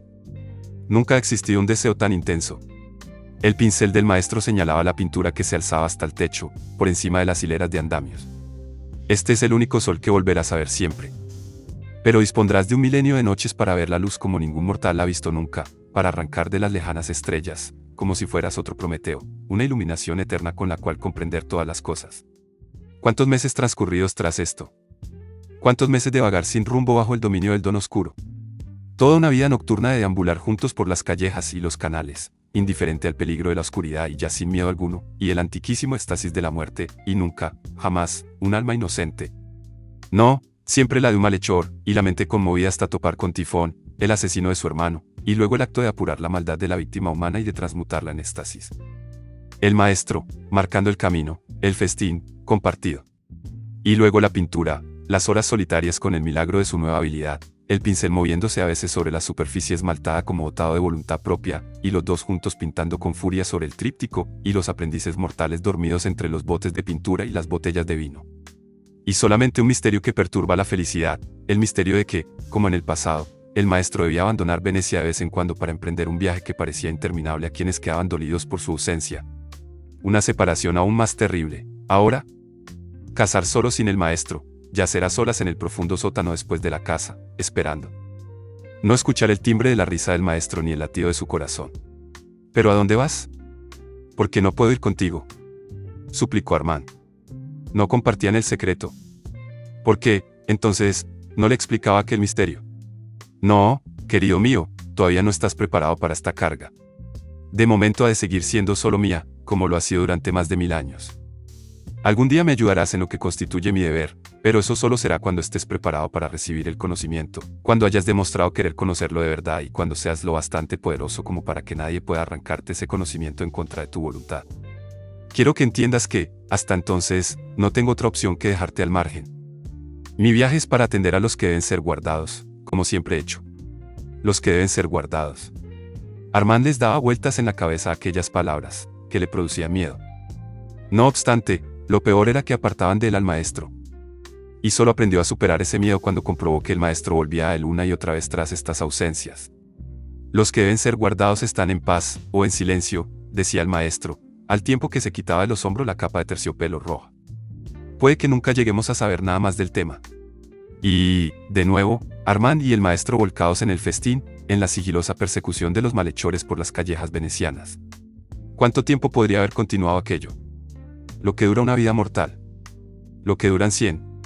Y había transcurrido aproximadamente medio año de esta tenebrosa felicidad, cuando una noche, tras el crepúsculo, el maestro se incorporó de su ataúd en el profundo sótano justo por encima del agua y anunció: «Levántate, Armand, tenemos que marcharnos de aquí. Ellos están aquí». «Ellos, maestro». «¿Quiénes?» «Los que deben ser guardados». «No, querido mío. Los otros». «Vamos, debemos darnos prisa». «Pero, ¿cómo pueden hacernos daño? ¿Por qué tenemos que marcharnos?» Los rostros blancos tras las ventanas, los golpes a las puertas. El ruido de los cristales rotos. El maestro volviendo la vista a un lado y a otro para contemplar los cuadros. El olor a humo. El olor a brea ardiendo. Los misteriosos asaltantes subían del sótano, y también bajaban del piso superior. «Corre. No hay tiempo para poner nada a salvo». Escaleras arriba hasta el techo. Unas figuras oscuras y encapuchadas blandiendo antorchas a través del umbral, el fuego rugiendo en las habitaciones de la planta baja, haciendo estallar las ventanas y envolviendo en llama la escalera. Todos los cuadros destruidos. «Al tejado, Armand, vamos». Criaturas como nosotros con aquellas siniestras indumentarias. Otros seres como nosotros. El maestro dispersándolas en todas direcciones mientras corría escaleras arriba, los huesos de las criaturas quebrándose al golpearse contra el techo y las paredes. Blasfemo, hereje. Gritaron las voces. Los brazos agarraron a Armand y no le soltaron. Y arriba, en lo alto de la escalera, el maestro se volvió hacia él y gritó: Armand, confía en tus fuerzas y ven. Pero las criaturas se apelotonaban en persecución del maestro, le rodeaban. Por cada una que le estrellaba contra la pared encalada, aparecían otras 3, hasta que más de 50 antorchas envolvieron las ropas de terciopelo del maestro, sus largas mangas rojas y su cabello blanco. El fuego se alzó hasta el techo con un rugido mientras le consumía, transformado en una antorcha viviente, y, con todo, incluso envuelto en llamas, el maestro se defendía quemando a sus atacantes mientras estos arrojaban las teas a sus pies como si fueran astillas de leña. Armand, mientras tanto, fue conducido abajo y sacado de la casa en llamas junto con los aprendices mortales, que chillaban de terror. Y fue llevado lejos de Venecia, surcando las aguas, entre gritos y sollozos, en las entrañas de un buque tan aterrador como la nave de los esclavos, hasta salir a mar abierto bajo el cielo de la noche. Blasfemo, blasfemo. La fogata cada vez mayor, y el círculo de figuras encapuchadas a su alrededor, y el cántico más y más estentóreo, al fuego. Y mientras Armand contemplaba la escena, petrificado, vio como los aprendices mortales, sus hermanos, sus únicos hermanos, lanzaban alaridos de pánico mientras eran arrojados por el aire hasta caer en el seno de las llamas. No, basta, deteneos. Ellos son inocentes. Por el amor de Dios, basta. Son inocentes. Armand gritaba y gritaba, pero había llegado su turno. Pese a su resistencia, le estaban levantando del suelo con la intención de lanzarle hacia lo alto para que fuera a caer en la pira. «Maestro, ayúdame», exclamó. Tras esto, las palabras dieron paso a un único y prolongado grito lastimero. Furioso, se debatió enérgicamente entre los gritos y patadas. Pero advirtió que le habían arrastrado lejos del fuego, que le habían rescatado y devuelto a la vida. Y se encontró tendido en el suelo contemplando el cielo. Las llamas parecían lamer las estrellas, pero estaban lejos de él y ya no podía ni sentir su calor. Armand apreció el olor de sus ropas quemadas y de su cabello chamuscado. Lo peor era el dolor que sentía en el rostro y en las manos. La sangre seguía resumando de él y apenas era capaz de mover los labios. Todas las vanas obras del maestro, destruidas. Todas las vanas creaciones que había hecho entre los mortales con sus poderes oscuros, imágenes de ángeles y santos y mortales vivientes. ¿Quieres que te destruyamos a ti también? ¿O prefieres entrar al servicio de Satán? Toma una decisión. Ya has probado el fuego y este te aguarda, hambriento de ti. El infierno te espera. ¿Vas a tomar la decisión? Sí. ¿Vas a servir a Satán como debe hacerse? Sí. ¿Aceptas que todas las cosas del mundo son pura vanidad y te comprometes a que nunca utilizarás tus poderes oscuros para satisfacer ninguna vanidad mortal, ni para pintar, crear música, bailar o recitar para diversión de los mortales, sino para permanecer eternamente al exclusivo servicio de Satán? ¿Te comprometes a emplear tus poderes oscuros para seducir y aterrorizar y destruir, solo destruir? Sí. A consagrarte a tu único amo, Satán, siempre y eternamente Satán. A servir a tu verdadero amo y maestro en la oscuridad y el dolor y el sufrimiento. A entregarle tu mente y tu corazón. Sí. Y a no ocultar secreto alguno a tus hermanos en Satán, a proporcionarles los conocimientos que poseas del blasfemo y de su carga. Silencio. A explicar todo lo que conozcas sobre su carga. Insistieron las criaturas. Vamos, apresúrate, las llamas esperan. No os entiendo. Hablamos de los que deben ser guardados. Cuéntanos lo que sepas. ¿Contaros qué? No sé nada, salvo que no quiero sufrir. Estoy muy asustado. Dinos la verdad, hijo de las tinieblas. ¿Dónde están? ¿Dónde se encuentran los que deben ser guardados? No lo sé. Leed mi mente, si tenéis ese poder. Comprobaréis que no contiene nada que os pueda decir. ¿Pero qué son? ¿No te lo ha contado nunca tu blasfemo maestro? ¿Qué son los que deben ser guardados? Así, pues, tampoco aquellas criaturas sabían a qué se refería el maestro. El nombre no tenía más significado para ellas que para el propio Armand. Cuando seas lo bastante poderoso como para que nadie pueda arrancarte ese conocimiento en contra de tu voluntad, el maestro había sido muy previsor. ¿Qué significa ese nombre? ¿Dónde están? Es preciso que nos des la respuesta. Os juro que no la tengo. Os lo juro por mi miedo, que es lo único que poseo ahora. No lo sé. Rostros lechosos apareciendo encima de él, uno tras otro. Los labios insípidos depositando besos dulces e intensos, las manos acariciándole y las relucientes gotitas de sangre resumando de las muñecas de las criaturas. Estas querían descubrir la verdad en la sangre, pero, ¿qué importaba eso? La sangre era la sangre. Ahora eres el hijo del diablo. Sí. No llores por Marius, tu maestro. Marius está en el infierno, donde pertenece. Bebe ahora la sangre curativa y levántate y baila con los de tu estirpe para gloria de Satán. Bebe y la inmortalidad será tuya de verdad. Sí, la sangre quemándole la lengua al levantar la cabeza, la sangre llenándole con tortuosa lentitud, oh, por favor. En torno a él, frases en latín y el pausado batir de unos tambores. Las criaturas se daban por satisfechas, sabían que había dicho la verdad. No le matarían y el éxtasis borró cualquier otra reflexión. El dolor de sus manos y de su rostro se había disuelto en el éxtasis. Levántate, joven, y únete a los hijos de la oscuridad. Sí. Manos blancas tendidas hacia las suyas. Cornos y laúdes aullando sobre el batir de los tambores, arpas pulsadas en un rasgueo hipnótico mientras el círculo empezaba a moverse. Figuras encapuchadas vestidas de negro con túnicas de mendicante que ondulaban cuando alzaban las rodillas y doblaban el espinazo. Y, soltándose las manos, dieron vueltas y saltaron y cayeron de nuevo, girando y girando, y una tonada se alzó en un murmullo cada vez más potente tras los labios cerrados. El círculo siguió girando más deprisa. El murmullo era una gran vibración melancólica sin forma ni continuidad, sin embargo, parecía una especie de lenguaje, el propio eco del pensamiento. Cada vez más potente, se alzó como un gemido que no lograra quebrarse en un grito. Él hacía el mismo sonido, al unísono con los demás, y luego giraba y, mareado de dar vueltas, saltaba al aire, muy alto. Las manos le hacían, los labios le besaban y él daba vueltas y más vueltas impulsado por los demás, alguien gritando en latín, otro respondiendo, otra voz gritando más fuerte, seguida de una nueva respuesta. Estaba volando, rotas las ataduras con la tierra y con el terrible dolor de la muerte de su maestro y de la destrucción de los cuadros y de la muerte de los mortales que había amado. El viento sopló de frente, y el calor le estalló en el rostro y en los ojos, pero la tonada era tan hermosa que no importaba que ignorara las palabras, que no pudiera rezarle a Satán o que no supiera creer ni rezar una oración como aquella, pues nadie se daba cuenta de su ignorancia. Todos los demás, formando un coro, continuaron lanzando gemidos y lamentos y dando vueltas y saltando de nuevo, y luego, balanceándose hacia adelante y hacia atrás, echaron la cabeza hacia atrás, cegados por las llamas que les lamían, y alguien gritó, sí, sí. Y la música se alzó como una oleada. Tambores y panderetas desencadenaron un ritmo bárbaro en torno a Armand, mientras las voces se lanzaban por fin a una extravagante y acelerada melodía. Los vampiros alzaron los brazos entre aullidos y sus siluetas pasaron revoloteando ante él, presas de agitadas contorsiones, con las espaldas arqueadas y un taconeo nervioso. Era el júbilo de los diablillos en el infierno. La escena horrorizó a Armand, y, al mismo tiempo, le atrajo.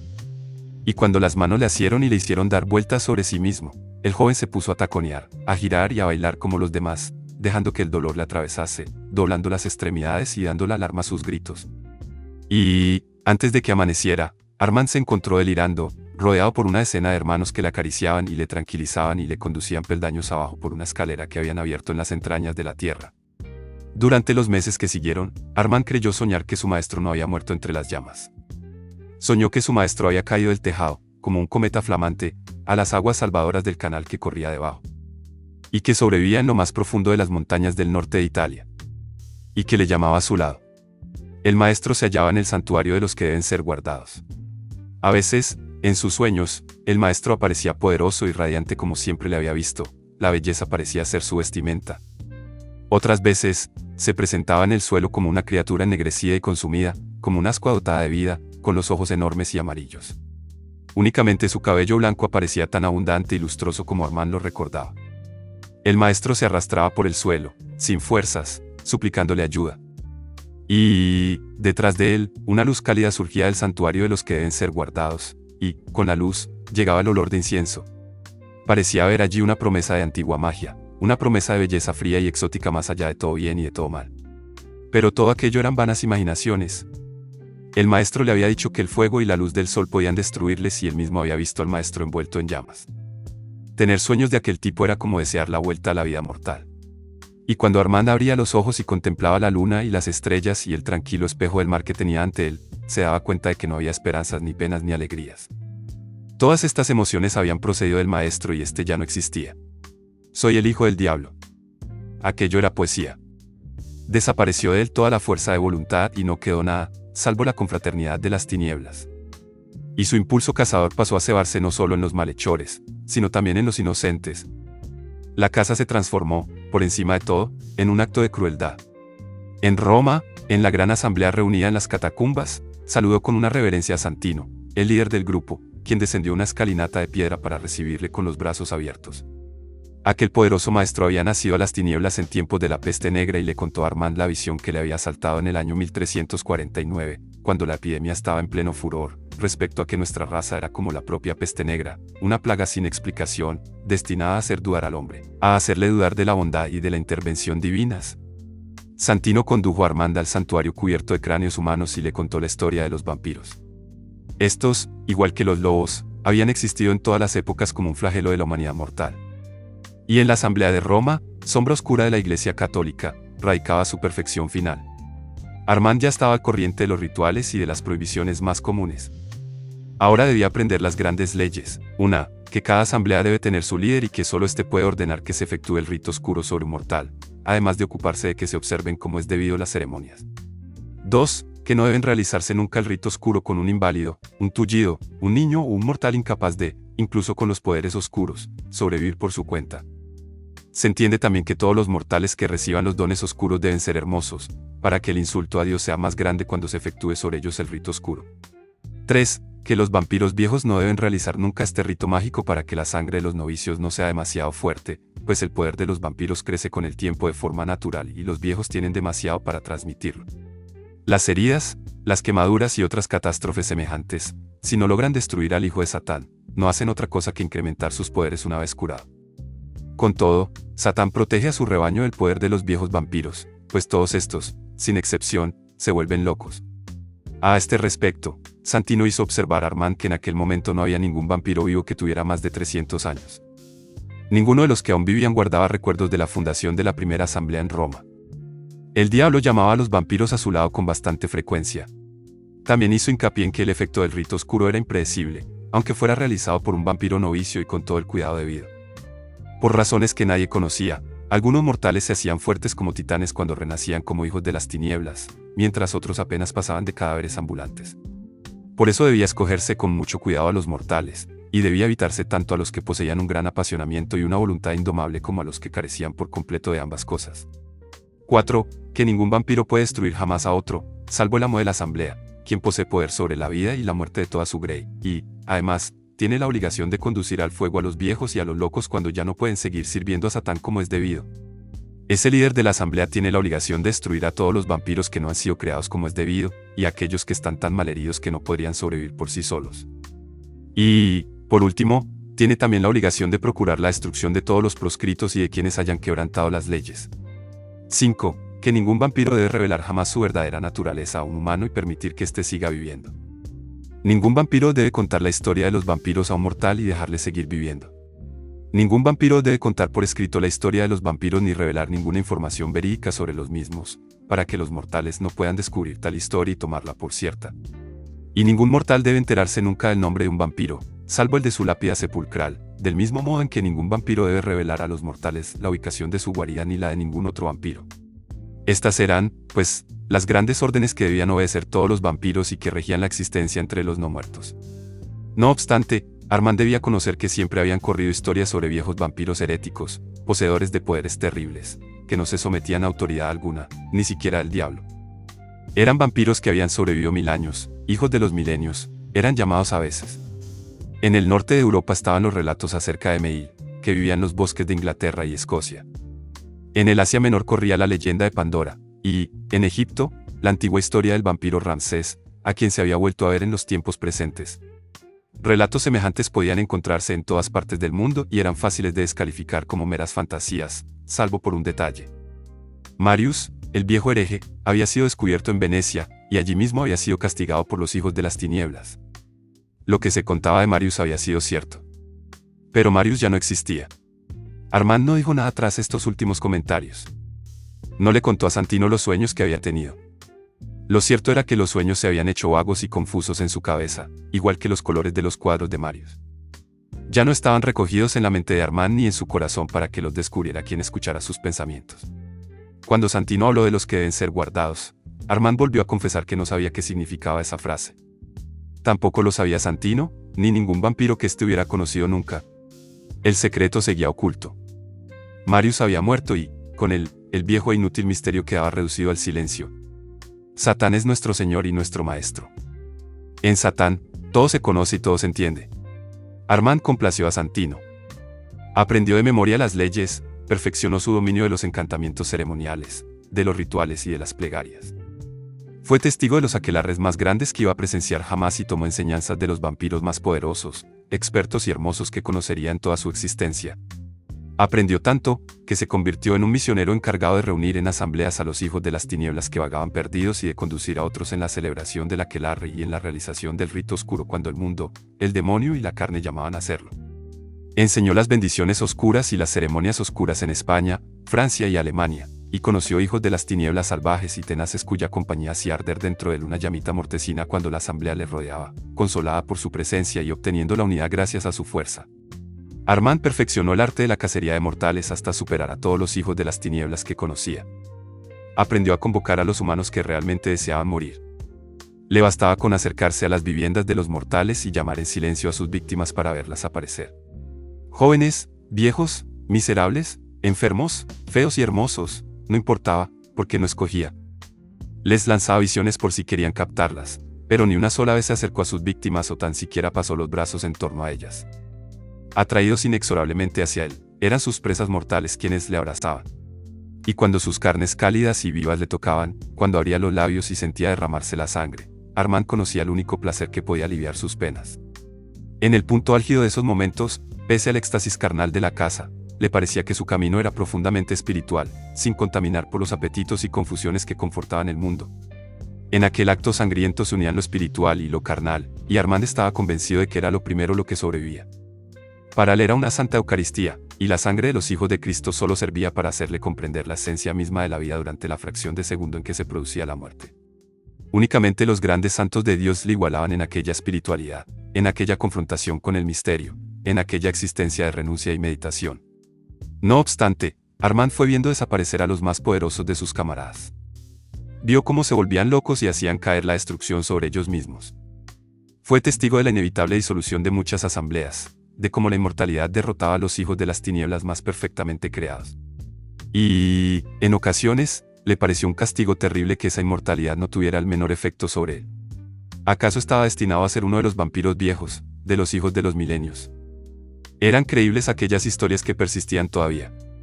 De vez en cuando, un vampiro errabundo hablaba de si la fabulosa Pandora había sido vista por un instante en la ciudad de Moscú, en la lejana Rusia, o comentaba rumores sobre si Meil estaba instalado en las yermas costas inglesas. Los viajeros hablaban incluso de Marius, de que había sido visto de nuevo en Egipto, o en Grecia. No obstante, ninguno de aquellos narradores había visto con sus propios ojos a los vampiros legendarios. En realidad, no sabían nada y solo repetían rumores conocidos de oídas. Nada de todo ello distraía ni divertía al obediente siervo de Satán. Cumpliendo con ciega fidelidad las leyes oscuras, Armand continuó su servicio. Con todo, a lo largo de esos siglos de obediencia, Armand guardó siempre para sí dos secretos. Dos secretos que eran más suyos que el mismo ataúd en el que se encerraba durante el día, y que los escasos amuletos que llevaba. El primero de ellos era que, por grande que fuera su soledad y por mucho que se prolongara la búsqueda de hermanos y hermanas de raza en quienes poder buscar cierto descanso, jamás había llevado a cabo el rito oscuro por sí mismo. No estaba dispuesto a ofrecer a Satán ningún hijo de las tinieblas creado por él. Y el otro secreto, que mantenía oculto a sus seguidores por el propio bien de estos, era sencillamente su grado de desesperación, cada vez más profundo. Era el hecho de no anhelar nada, de no apreciar nada, de no creer en nada, de no disfrutar un ápice en el ejercicio de sus poderes, asombrosos y siempre crecientes, de vivir todos los momentos en un vacío roto una vez cada noche de su vida eterna con el acto de la caza. Mientras los demás le habían necesitado, Armand les había ocultado celosamente aquel secreto que le había permitido guiarles, pues su miedo les habría hecho sentirlo también. Pero todo había terminado. Un gran ciclo había finalizado y, ya años atrás, Armand había notado que se cerraba sin comprender siquiera que se trataba de tal ciclo. Le llegaron de Roma los relatos maliciosamente confusos de los viajeros, ya no actuales cuando le eran contados, respecto a que el líder, Santino, había abandonado a su Grey. Algunos decían que se había vuelto loco y se había retirado al campo, otros afirmaban que se había arrojado al fuego, y unos terceros declaraban que el mundo se lo había tragado, que se lo había llevado un grupo de mortales en un carruaje negro y que no se le había vuelto a ver. O nos arrojamos al fuego o entramos en la leyenda, había comentado el narrador de la historia. Luego llegaron noticias de que el caos reinaba en Roma, de que decenas de líderes se ponían la capucha y la túnica negras para presidir la asamblea. Y, más tarde, pareció que no quedaba ninguno de aquellos líderes. A partir de 1700, no había vuelto a tener noticias de Italia. Durante más de medio siglo, Armand no había sido capaz de fiarse de su pasión ni de la de quienes le rodeaban para crear el frenesí del auténtico aquelarre. Y, durante este tiempo, había vuelto a soñar con Marius, su viejo maestro, con sus ricas vestimentas de terciopelo rojo, y había visto el palacio lleno de vibrantes pinturas. Y había sentido miedo. Entonces había llegado otro. Sus hijos habían corrido a los subterráneos bajo Lesina Sans para describirle a aquel nuevo vampiro que llevaba una capa de terciopelo rojo forrada de piel y podía profanar las iglesias y asaltar a los portadores de cruces y deambular por los lugares de luz. Terciopelo rojo. Solo era una coincidencia, y, sin embargo, el detalle le enfureció y le pareció un insulto, un dolor gratuito que su alma no podía soportar. Y, seguidamente, el nuevo vampiro había creado a la mujer, aquella mujer de cabellera leonina y nombre de Ángel, tan bella y poderosa como su hijo. Y Armand había subido los peldaños que le conducían fuera de las catacumbas, conduciendo a su grupo contra nosotros, igual que los encapuchados se habían lanzado a destruirles a él y a su maestro siglos antes, en Venecia. Y había fracasado. Armand se vio en pie, vestido con aquellas extrañas ropas de brocados y encajes. Llevaba unas monedas en los bolsillos. Su mente se inundó de imágenes procedentes de los miles de libros que había leído. Y se sintió conmovido por todo lo que había presenciado en los lugares de luz de aquella gran ciudad llamada París, y fue como si escuchara a su viejo maestro susurrándole al oído. Pero dispondrás de 1.000.000 de noches para ver la luz como ningún mortal la ha visto nunca, para arrancar de las lejanas estrellas, como si fueras otro Prometeo, una iluminación eterna con la cual comprender todas las cosas. Todas las cosas han escapado a mi comprensión, declaró. Me veo como alguien a quien la tierra haya devuelto, y vosotros, Lestat y Gabriel, sois como las imágenes pintadas por mi viejo maestro en tonos cerúleos, carmines y dorados. Permaneció inmóvil en el umbral de la cámara con las manos ocultas bajo los brazos cruzados, mirándonos y preguntando en silencio, ¿qué hay que conocer? ¿Qué hay que dar? Somos los abandonados de Dios. Y delante de mí no se extiende ninguna senda del diablo, ni suena en mis oídos ninguna campana del infierno. Transcurrió 1 hora, quizás algo más. Armand se había sentado junto al fuego. Ya no quedaba en su rostro marca alguna de la pelea, olvidada hacía mucho tiempo. Inmóvil y callado, parecía más frágil que una concha vacía. Gabriel tomó asiento frente a él y contempló también en silencio las llamas, con rostro apenado y, aparentemente, lleno de compasión. Me resultaba doloroso no poder conocer sus pensamientos. Pensé en Marius. Marius. El vampiro que había pintado cuadros de él en el mundo real. Trípticos, retratos, frescos en los muros de su palacio. Y el mundo real nunca había sospechado de él ni le había perseguido ni le había expulsado. Había sido aquella banda de espectros encapuchados la que había acudido a quemar los cuadros, la que había compartido con él el don oscuro, lo habría llamado así alguna vez el propio Marius. Habían sido ellos quienes habían decidido que Marius no podía vivir y crear entre los mortales. Habían sido ellos, no los mortales. Vi el pequeño escenario del local de Eranou y me oí a mí mismo cantando, y la canción se convirtió en un rugido. Es espléndido, dijo Nicolás. No vale nada, repliqué. Y fue como si hubiera golpeado a Nicolás. En mi imaginación, le oí decir lo que se había callado esa noche, déjame tener algo en lo que creer. Tú nunca harías eso. Los trípticos de Marius estaban en iglesias y capillas de conventos, tal vez en las paredes de las grandes casas de Venecia y de Padua. Los vampiros no habrían penetrado en lugares sacros para quitarlos. Así pues, tenían que estar en alguna parte, tal vez con una firma elaborada en el detalle, las creaciones de aquel vampiro que se rodeaba de aprendices mortales, que mantenía a un amante mortal de quien tomaba un poco de la secreta bebida y que salía de casa en solitario. Pensé en la noche en la posada, cuando había percibido el sinsentido de la vida, y la difusa e insondable desesperación de la historia de Armand me pareció un océano en el que podía ahogarme. Esto era peor que la costa yerma en la mente de Nicolás. Esta oscuridad, esta nada, duraba 3 siglos. El radiante joven de cabello castaño sentado junto al fuego podía abrir de nuevo la boca y de ella saldría una negrura como tinta china que cubriría el mundo. Es decir, de no haber existido aquel protagonista, aquel maestro veneciano que había cometido el acto herético de dar sentido a las imágenes de los paneles que pintaba, tenía que ser eso, darle sentido, y al que nuestra propia estirpe, los elegidos de Satán, había convertido en una antorcha viviente. Había visto Gabriel aquellas pinturas del relato igual que yo las había visto. Habían ardido ante los ojos de su mente igual que habían hecho ante los míos. Marius estaba recorriendo algún camino hacia mi alma que le permitiría vagar por ella para siempre, junto a los espectros encapuchados que habían devuelto las pinturas al caos. Con una especie de pena sorda, pensé en los comentarios de los viajeros sobre si Marius estaba vivo, si le habían visto en Egipto o en Grecia. Quise preguntarle a Armand si tal cosa no era posible. Marius debía haber sido tan fuerte. No obstante, me pareció poco respetuoso preguntárselo. «¿Es una vieja leyenda?», susurró él. Su voz sonó tan precisa como aquella otra voz interior. Sin apresurarse y sin apartar la vista del fuego un solo instante, añadió, «una leyenda de los tiempos antiguos, de antes de que nos destruyeran a ambos». «Tal vez no», respondí. Me llegó un eco de las visiones, de las pinturas en las paredes. «Tal vez Marius está vivo». «Somos milagros o espantos», comentó él sin alzar la voz, «depende de lo que se quiera ver en nosotros. Y cuando uno tiene la primera noticia de nuestra existencia, sea a través de la sangre oscura o a través de promesas o visitas, uno cree posible cualquier cosa. Pero no es así. Muy pronto, el mundo se cierra con fuerza en torno a este milagro y deja de esperarse ninguno más. Es decir, uno se acostumbra a los nuevos límites, y estos vuelven a definirlo todo una vez más. Por eso dicen que Marius pervive. Todos ellos perviven en alguna parte, ¿no es eso lo que deseas creer? En la asamblea de Roma ya no queda uno solo de los que me enseñaron el ceremonial durante aquellas noches. Tal vez la asamblea misma haya dejado de existir allí. Han transcurrido años y años desde que tuvimos las últimas noticias de ella.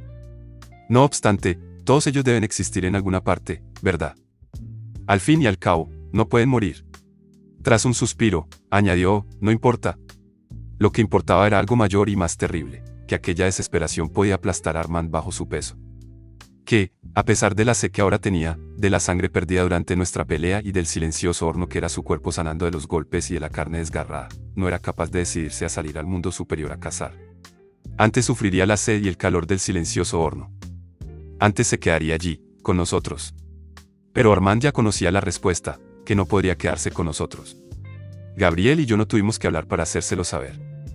Ni siquiera tuvimos que aclarar la cuestión mentalmente. Armand lo supo igual que Dios puede conocer el futuro, porque Él es el poseedor de todos los hechos. Una angustia insoportable. Y la expresión de Gabriel, muy triste y abatida. «Sabes que desearía de todo corazón llevarte con nosotros», dije al fin. Me sentí sorprendido de mi propia emoción, pero eso sería una catástrofe para todos. No hubo ningún cambio en él. Armand lo sabía. Gabriel no hizo la menor protesta. «No puedo dejar de pensar en Marius», confesé. «Lo sé. En cambio, no piensas en los que deben ser guardados, lo cual es muy extraño».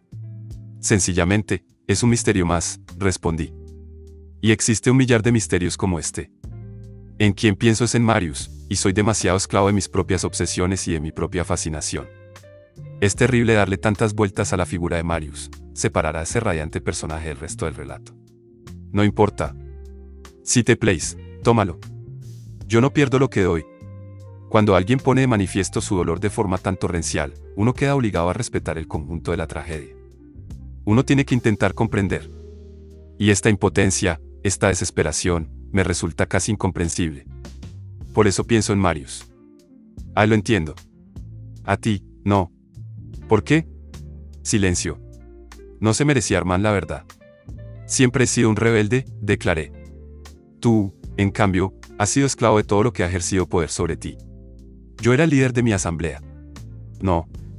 Eras esclavo de Marius, y luego lo fuiste de los hijos de las tinieblas. Caíste bajo el hechizo de aquel, y, seguidamente, de los otros. Lo que padeces ahora es la ausencia de tales hechizos. Me estremece pensar que, por unos instantes, me forzarás a entenderlo, a conocerlo como si fuera un ser distinto del que soy. No importa, replicó él, con la vista fija aún en el fuego. Piensas demasiado en términos de decisiones y acciones. Mi relato no es ninguna explicación y no soy alguien que requiera un tratamiento respetuoso en tus pensamientos ni en tus palabras. Y todos sabemos que la respuesta que has dado es demasiado inmensa para ser proclamada. Y los tres sabemos que es definitiva. Lo que no entiendo es la razón. Así que soy una criatura muy distinta a vosotros y no podéis entenderme. ¿Por qué no puedo acompañaros? Si me lleváis, haré todo lo que queráis. Caeré bajo vuestro hechizo. Pensé en Marius con su pincel y sus botes de pintura al huevo. ¿Cómo pudiste seguir creyendo nada de cuanto te decían después de que quemaran esos cuadros? Exclamé. ¿Cómo pudiste entregarte a ellos? Agitación, cólera creciente. Cautela, pero no miedo, en el rostro de Gabriel. ¿Y tú, cuando saliste al escenario y viste al público gritando para salir del teatro? ¿Cuáles fueron las palabras que usaron mis seguidores para describir la escena? el vampiro aterrorizando a la multitud y la multitud saliendo atropelladamente al Boulevard du Temple. ¿Qué creías entonces? Que no pertenecías al mundo de los mortales. Eso es lo que creías. Sabías muy bien que no, y no había ninguna banda de espectros encapuchados y con túnicas que te lo dijera. Lo sabías. Y tampoco Marius pertenecía al mundo de los mortales. Ni yo. Ah, pero eso es distinto. No, no lo es. Por eso menosprecias el teatro de los vampiros que en este mismo instante está representando sus obritas para conseguir el oro de los paseantes del bulevar. Tú no quieres engañar, a diferencia de Marius. Y eso te separa todavía más de la humanidad. Quieres aparentar que eres mortal, pero engañar te irrita y te hace matar. En esa aparición en el escenario, repliqué, me manifesté yo mismo. Hice todo lo contrario a engañar. Al poner de manifiesto mi condición monstruosa, buscaba de algún modo sentirme unido de nuevo a mis congéneres humanos. Prefería que huyeran de mí a que no me vieran. Prefería que supieran que era algo monstruoso a escurrirme por el mundo sin ser reconocido por aquellos de los que me alimentaba. Pero no mejoró las cosas. No. Lo que hizo Marius fue lo mejor. No engañó a nadie. Claro que sí. Le tomó el pelo a todo el mundo. No. Encontró un modo de imitar la vida mortal. De ser uno con los mortales. Solo mataba malhechores, y pintaba como los mortales. Ángeles puros y cielos azules, nubes, estas son las cosas que me has hecho ver mientras hablabas. Creo cosas buenas. Y veo en él sabiduría y ausencia de vanidad. No necesitaba ponerse al descubierto. Había vivido 1000 años y creía más en las vistas del paraíso que pintaba que en sí mismo. Confusión. Ahora no importa, diablos que pintan ángeles. Eso solo son metáforas, afirmé. ¿Y sí que importa? Importa mucho, si has de renacer, si has de retomar la senda del diablo alguna vez. Existen maneras de que podamos existir. Si pudiera imitar la vida, encontrar un modo de... Dices cosas que no significan nada para mí. Somos los abandonados de Dios. Gabriel le miró de improviso y preguntó, ¿tú crees en Dios? Sí, siempre, respondió él. Es Satán, nuestro amo, quien ha resultado ficción, y esta es la ficción que me ha traicionado. Oh, entonces estás condenado sin remedio, exclamé. Y sabes muy bien que tu retiro a la fraternidad de los hijos de las tinieblas fue apartarse de un pecado que no era tal. Cólera. Tu corazón se rompe por algo que nunca conseguirás, replicó, alzando la voz repentinamente. Has traído a Gabriel y a Nicolás a este lado de la barrera, pero tú no puedes volver al otro lado. ¿Por qué no prestas atención a tu propia historia? Pregunté. ¿Se trata acaso de que no le hayas perdonado nunca a Marius que no te advirtiera acerca de ellos, que te dejara caer en sus manos? Yo no soy Marius, pero te diré que, desde que puse el pie en la senda del diablo, solo he oído hablar de un antiguo que pudiera enseñarme algo, y ese es Marius, tu maestro veneciano. Ahora, Marius me está hablando. Me está diciendo algo sobre un camino para ser inmortal. ¿Te estás burlando? No. De ninguna manera. Y es a ti a quien se le rompe el corazón por lo que nunca conseguirás, otra fe que abrazar, otro hechizo. No hubo respuesta. Nosotros no podemos ser Marius para ti, insistí, ni el señor oscuro, Santino. No somos artistas con una gran visión que te pueda impulsar, ni somos amos de asambleas maléficas decididos a condenar a la perdición a una legión. Y es este dominio, este glorioso mandato, lo que debes tener. Sin proponérmelo, me había puesto en pie. Me acerqué al fuego y bajé la vista a Armand. Y, por el rabillo del ojo, advertí el sutil gesto aprobatorio de Gabriel y la manera en que cerraba los ojos por un instante, como si se permitiera un suspiro de alivio. Armand permaneció absolutamente inmóvil. Tienes que pasar por el sufrimiento de este vacío, le dije, y encontrar lo que te impulse a continuar. Si vienes con nosotros, te fallaremos y nos destruirás. ¿Cómo puedo pasar ese trance? Alzó los ojos hacia mí y frunció el entrecejo con la expresión más conmovedora. ¿Por dónde empezar? Tú te mueves como la mano derecha de Dios, pero, para mí, el mundo, ese mundo real en el cual vivía Marius, está fuera de mi alcance. Nunca viví en él. Me aplastó contra el cristal, pero, ¿cómo entrar? No puedo decírtelo, respondí. Tienes que estudiar esta época, intervino Gabriel con voz calmada pero imperiosa. Armand se volvió hacia ella mientras mi compañera añadía, tienes que comprender esta época a través de su literatura, su música y su arte.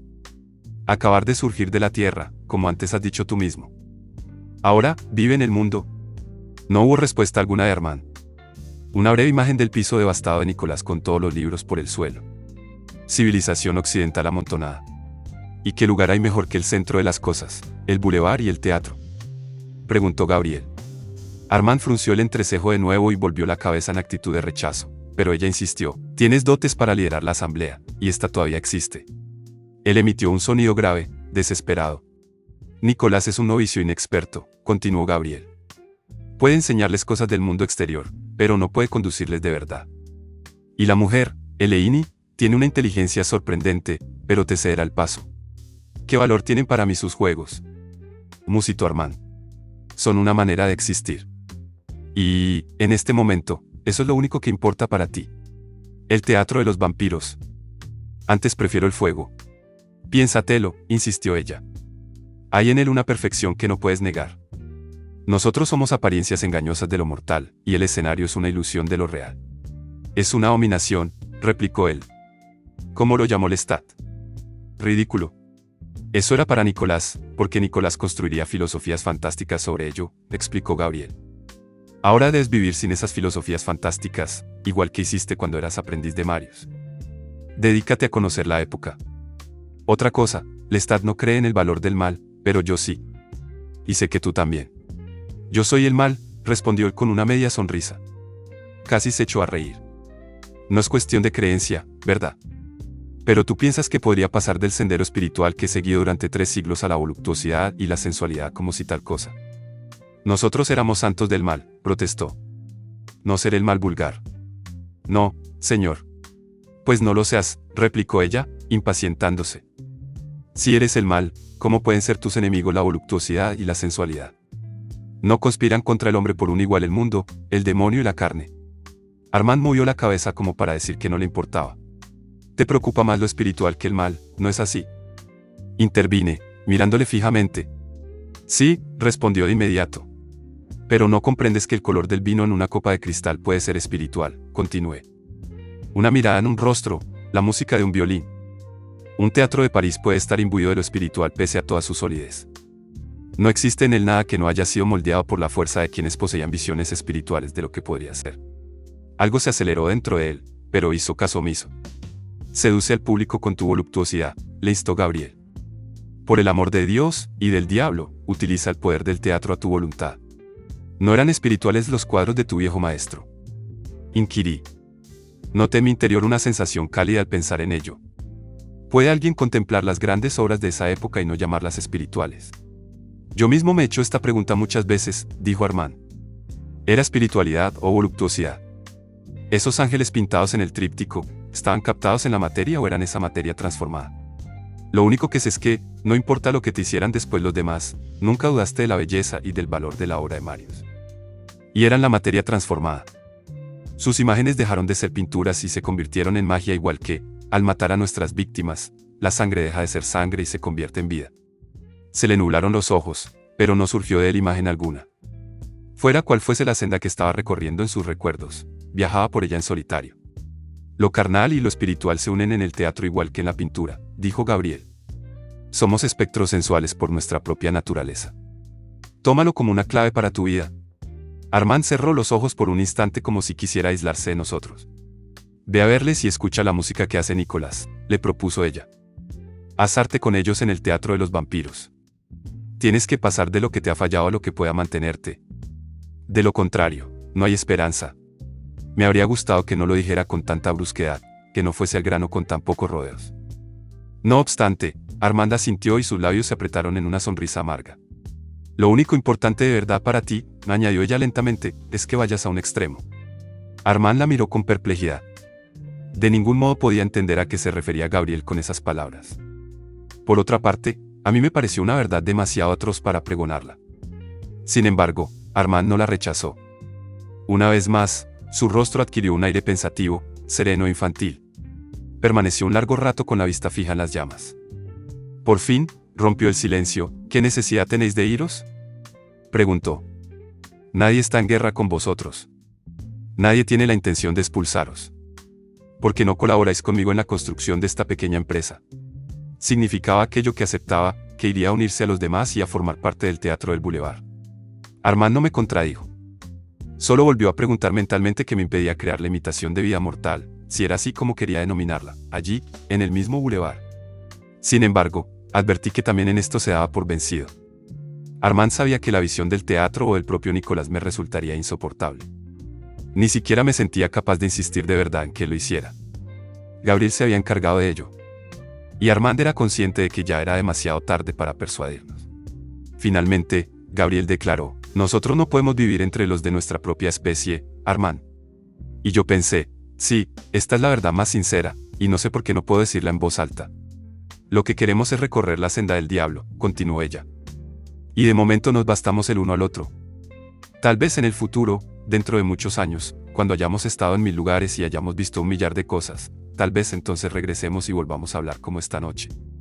Las palabras no produjeron ningún efecto visible en él, pero era imposible saber qué pensaba. Nadie dijo nada durante un largo rato. No sé cuánto tiempo permanecimos juntos y en silencio en la cámara.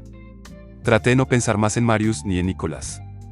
Había desaparecido ya cualquier sensación de peligro, pero tuve miedo de la despedida, de la tristeza del adiós, de la sensación de haber obtenido aquel asombroso relato de la desdichada criatura a cambio de muy poco.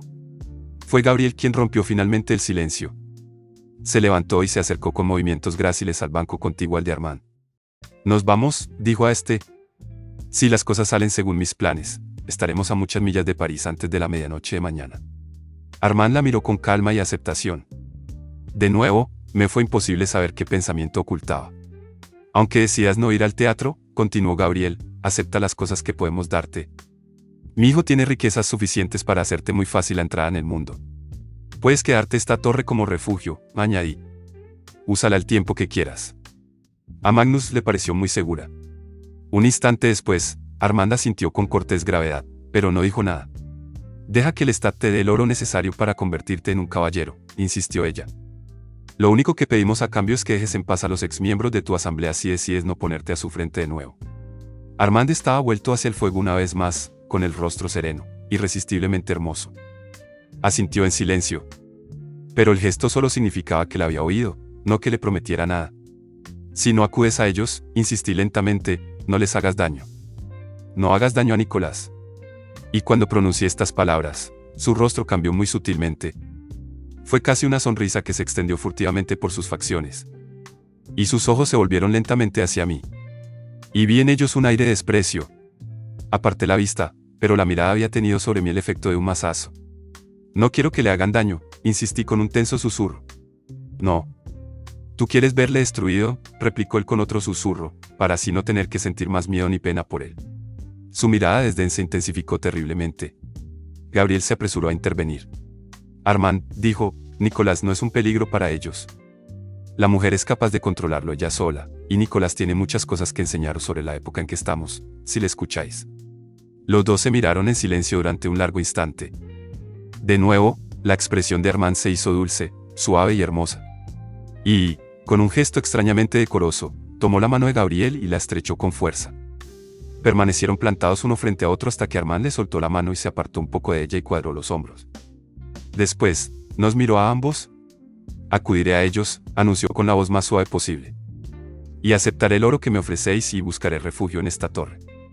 Y aprenderé de vuestro apasionado novicio lo que tenga que enseñarme. Pero solo recurro a estas cosas porque flotan en la superficie del mar de oscuridad en el que me estoy ahogando». Le estudié con la mirada, pero no me llegó de su mente ningún pensamiento que aclarara sus palabras. «Quizá, con el paso de los años, volverá a mí el deseo», añadió. «Conoceré de nuevo el apetito, la pasión. Tal vez, cuando nos encontremos en otra época, todo esto será algo más que conceptos abstractos y huidizos. Entonces hablaré con un vigor que iguale el tuyo, en lugar de ser un mero reflejo de este. Y discutiremos sobre la inmortalidad y la sabiduría. Entonces hablaremos de la venganza y la aceptación. Por ahora, me basta con decir que deseo volver a verte. Deseo que nuestros caminos se crucen en el futuro. Y, solo por esta razón, haré lo que me pides y no lo que quieres, perdonaré a tu malhadado Nicolás». Exhalé un audible suspiro de alivio. Sin embargo, su tono de voz estaba tan cambiado, era tan enérgico, que hizo sonar en mi interior un silencioso llamado alarma. Allí estaba, sin duda, el amo de la asamblea, aquel ser callado y lleno de fuerza, el que sobreviviría por mucho que llorara y gimiera el huérfano que llevaba dentro. No obstante, en aquel momento, apareció en su rostro una sonrisa calmosa y graciosa y advertí en sus facciones un aire triste y cautivador. Se convirtió de nuevo en el santo de Da Vinci, o, más exactamente, en el diosesillo de Caravaggio. Y, por un instante, no hubo en él nada de malo o de peligroso. Estaba demasiado radiante, demasiado lleno de todo lo que era sabio y bueno. Recordad mis advertencias, murmuró. No mis maldiciones. Gabriel y yo asentimos. Y cuando tengáis necesidad de mí, estaré allí. Entonces, Gabriel hizo algo absolutamente sorprendente, lo abrazó y lo besó. Y yo hice lo mismo. Él se mostró dócil, tierno y amoroso en nuestros brazos. Y nos dio a conocer sin palabras que acudiría al teatro y que podríamos encontrarle allí a la noche siguiente. Un instante después, había desaparecido, y Gabriel y yo nos hallábamos a solas, como si él no hubiera estado nunca allí. No escuché sonido alguno en la torre. No escuché nada, salvo el rumor del viento en el bosque, a lo lejos. Y cuando subí los escalones, encontré abierta la verja y contemplé los campos que se extendían hasta los árboles en completa quietud. Le quería. Lo supe, aunque la idea me resultaba tan incomprensible como él mismo. Pero me alegré mucho de que todo hubiera acabado. Me alegré de que pudiéramos continuar nuestro camino. Y, sin embargo, permanecí largo rato asido a los barrotes, con la vista puesta en los bosques lejanos y en el resplandor mortecino que producía la luz de la ciudad distante en las nubes bajas. Y la pena que sentía no era solo por haberle perdido a él, era por Nicolás, y por París, y por mí. Cuando regresé a la cripta, vi a Gabriel que avivaba una vez más el fuego con la última leña. Con gestos lentos y cansados, hizo prender la llama, y la luz de esta bañó de rojo su perfil y sus ojos. Tomé asiento pausadamente y la observé, admirando la explosión de chispas contra los ladrillos ennegrecidos. ¿Te ha dado lo que querías?, le pregunté. A su manera, sí, respondió Gabriel. Dejó el atizador y se sentó frente a mí esparramando el cabello sobre los hombros, al tiempo que descansaba las manos en el banco, a ambos costados. Te aseguro que no me importa si no vuelvo a ver nunca otro de nuestra especie, afirmó fríamente. Ya estoy harta de sus leyendas, de sus maldiciones, de sus penas. Y estoy harta de su insufrible humanidad, que puede ser lo más asombroso que han demostrado tener. Estoy a punto para salir al mundo otra vez, Lestat, como lo estuve la noche de mi muerte. Pero sí, Marius, respondí con hesitación. Madre, hay vampiros antiguos, vampiros que han utilizado la inmortalidad de una manera totalmente distinta. ¿De veras?, replicó ella. Lestat, eres demasiado generoso con tu imaginación. El relato de Marius tiene todo el aspecto de un cuento de hadas. No, eso no es cierto. Así que el demonio huérfano afirma descender no de los sucios diablos campesinos a los que se parece, sino de un señor perdido, casi un dios. Te aseguro que cualquier chiquillo de pueblo, soñando despierto junto al fuego de la cocina, puede explicarte historias parecidas. ¿Armand no podría haberse inventado a Marius, madre?, repliqué. Quizás yo tenga mucha imaginación, pero él carece prácticamente de ella. Es imposible que creara esas imágenes en su cabeza. Te aseguro que las ha visto de verdad. No se me había ocurrido considerar así las cosas precisamente, reconoció ella con una sonrisa, pero bien pudo tomar prestado a Marius de alguna de las leyendas que ha leído. No, insistí. Hubo un Marius, y existe todavía. Y hay otros como él. Existen hijos de los milenios que han sacado más provecho de los dones recibidos que esos hijos de las tinieblas. Lestat, lo único importante es que nosotros le saquemos provecho, comentó Gabriel. En definitiva, lo único que he aprendido de Armand es que los inmortales encuentran la muerte como algo seductor y, en último término, irresistible, que no consiguen vencer en sus mentes a la muerte ni a la humanidad. Ahora quiero tomar este conocimiento y llevarlo como una armadura mientras vago por el mundo. Y, afortunadamente, no me refiero al mundo cambiante que esas criaturas consideran tan peligroso, sino a ese mundo que ha sido el mismo durante eones. Gabriel echó hacia atrás su melena mientras volvía la mirada hacia el fuego. Mis sueños son de montañas cubiertas de nieve, continuó en voz baja, de extensiones desiertas, de junglas impenetrables o de los grandes bosques de América del Norte donde dicen que el hombre blanco no ha estado jamás. Su rostro adquirió un leve color al mirarme. Piensa en ello. No existe ningún lugar al que no podamos ir. Y si los hijos de los milenios existen realmente, tal vez sea allí donde estén, lejos del mundo de los hombres. ¿Y cómo vive, si es así?, pregunté. Estaba imaginándome mi propio mundo y lo veía lleno de seres mortales y de las cosas que hacían esos mortales. Son los hombres, precisamente, nuestro alimento. En esos bosques laten corazones, respondió ella, como si soñara despierta. Hay sangre que fluye para quien la toma. Ahora, soy capaz de hacer las cosas que tú hacías antes. Podría luchar a solas con esos lobos, dejó la frase sin terminar, sumida de nuevo en sus pensamientos. Tras un prolongado silencio, añadió, lo importante es que ahora podemos ir donde queramos, Lestat. Somos libres. Yo era libre antes, repliqué. No me importaba en absoluto lo que Armand tuviera que decir, pero ese Marius. Sé que Marius está vivo. Lo noto. Lo he notado mientras Armand explicaba la historia. Marius sabe cosas. Y no me refiero solo a cosas sobre nosotros, sobre los que deben ser guardados o sobre el viejo misterio, sea el que sea. Marius conoce cosas de la vida misma, de cómo moverse en el tiempo. Bien, si lo necesitas, conviértelo en tu santo patrón, dijo ella. El comentario me enfureció y no añadí nada más. Lo cierto era que sus comentarios sobre junglas y bosques me asustaban. Y todas las cosas que según Armand nos separaban, volvieron a mi recuerdo como había sabido que sucedería desde que él pronunciara sus muy escogidas palabras. Así pues, me dije, también nosotros vivimos con nuestras diferencias, como los mortales, y quizá nuestras diferencias son tan exageradas como nuestras pasiones, como nuestro amor. Ha habido un indicio, murmuró mientras contemplaba el fuego, una pequeña sospecha de que la historia de Marius tenía algo de verdad. Ha habido 1000 indicios, exclamé. Armand ha hablado de que Marius mataba a un malhechor, continuó ella, y ha llamado a ese malhechor Tifón, el asesino de su hermano. ¿Lo recuerdas? He creído que se refería a Caín, dando muerte a Abel. Era Caín a quien he visto en las imágenes, aunque escuchaba ese otro nombre. Exacto. Ni siquiera Armand entendía a quién se refería el nombre de Tifón, aunque lo ha mencionado. Pero yo sí sé qué significa. Cuéntamelo. Procede de la mitología grecorromana, es la vieja historia del dios egipcio Osiris, muerto por su hermano Tifón, que se había convertido en señor del inframundo, en una especie de, digamos, dios del mal. Por supuesto, cabía la posibilidad de que Armand hubiera leído la historia en la obra de Plutarco, pero lo extraño es que no lo ha hecho. Ah, ya lo ves pues. Marius existió. Cuando Armand ha dicho que vivió 1000 años, estaba diciendo la verdad. Tal vez, Lestat. Solo tal vez. Madre, vuélveme a contar esa historia egipcia. Tienes años para leer tú mismo todos esos viejos cuentos. Se incorporó y se inclinó para besarme.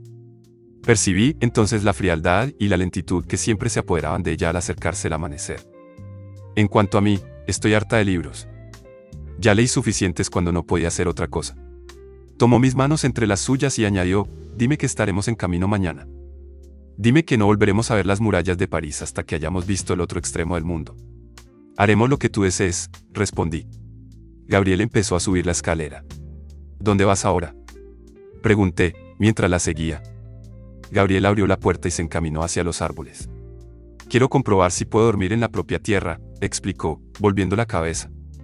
Si mañana no me levanto, sabrás que no lo he conseguido. Pero esto es una locura, añadí, persiguiéndola.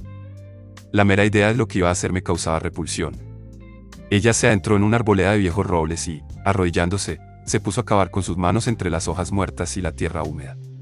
Tenía un aspecto espantoso, como si fuera una hermosa bruja de cabellos rubios escarbando con la rapidez de una fiera. Luego se incorporó y me lanzó un beso de despedida. Tras hacer acopio de todas sus fuerzas, bajó al hoyo como si la tierra le perteneciera. Y me quedé mirando con incredulidad el vacío donde ella había estado, y las hojas que habían cubierto enseguida el lugar, como si allí no hubiera sucedido nada. Me alejé del bosque a pie. Tomé rumbo al sur, lejos de la torre. Al tiempo que apresuraba el paso, empecé a entonar en voz baja una cancioncilla, tal vez un fragmento de alguna melodía tocada por los violines horas antes, en el baile del Palais Royal. Y de nuevo se adueñó de mí la sensación de pesadumbre, la constatación de que nos disponíamos a irnos de verdad, de que todo había terminado entre nosotros y Nicolás, entre nosotros y los hijos de las tinieblas y su líder, y de que no volveríamos a ver París, ni nada que me fuera familiar, durante muchos años. Y, a pesar de todos mis deseos de ser libre, tuve ganas de llorar. No obstante, me dio la impresión de que mi deambular por el mundo tenía algún propósito que no había querido reconocer. Media hora antes del amanecer, aproximadamente, me encontré en el camino de postas, cerca de las ruinas de una antigua posada. El edificio, aquel puesto avanzado de un pueblo abandonado, estaba cayéndose a pedazos y solo conservaba intactas las paredes, de sólida argamasa. Y, sacando la daga, empecé a grabar un mensaje en la blanda piedra. Marius, el antiguo, Lestat te está buscando. Es el mes de mayo del año 1780 y me dirijo al sur, de París hacia Lyon. Por favor, date a conocer. Cuando me aparté un paso del mensaje, advertí lo arrogante que parecía. Acaba de romper otra de las leyes oscuras, al revelar el nombre de un inmortal y dejarlo grabado por escrito. Pues bien, hacerlo me produjo una sensación maravillosa. Y, al fin y al cabo, nunca había demostrado mucha capacidad para obedecer leyes.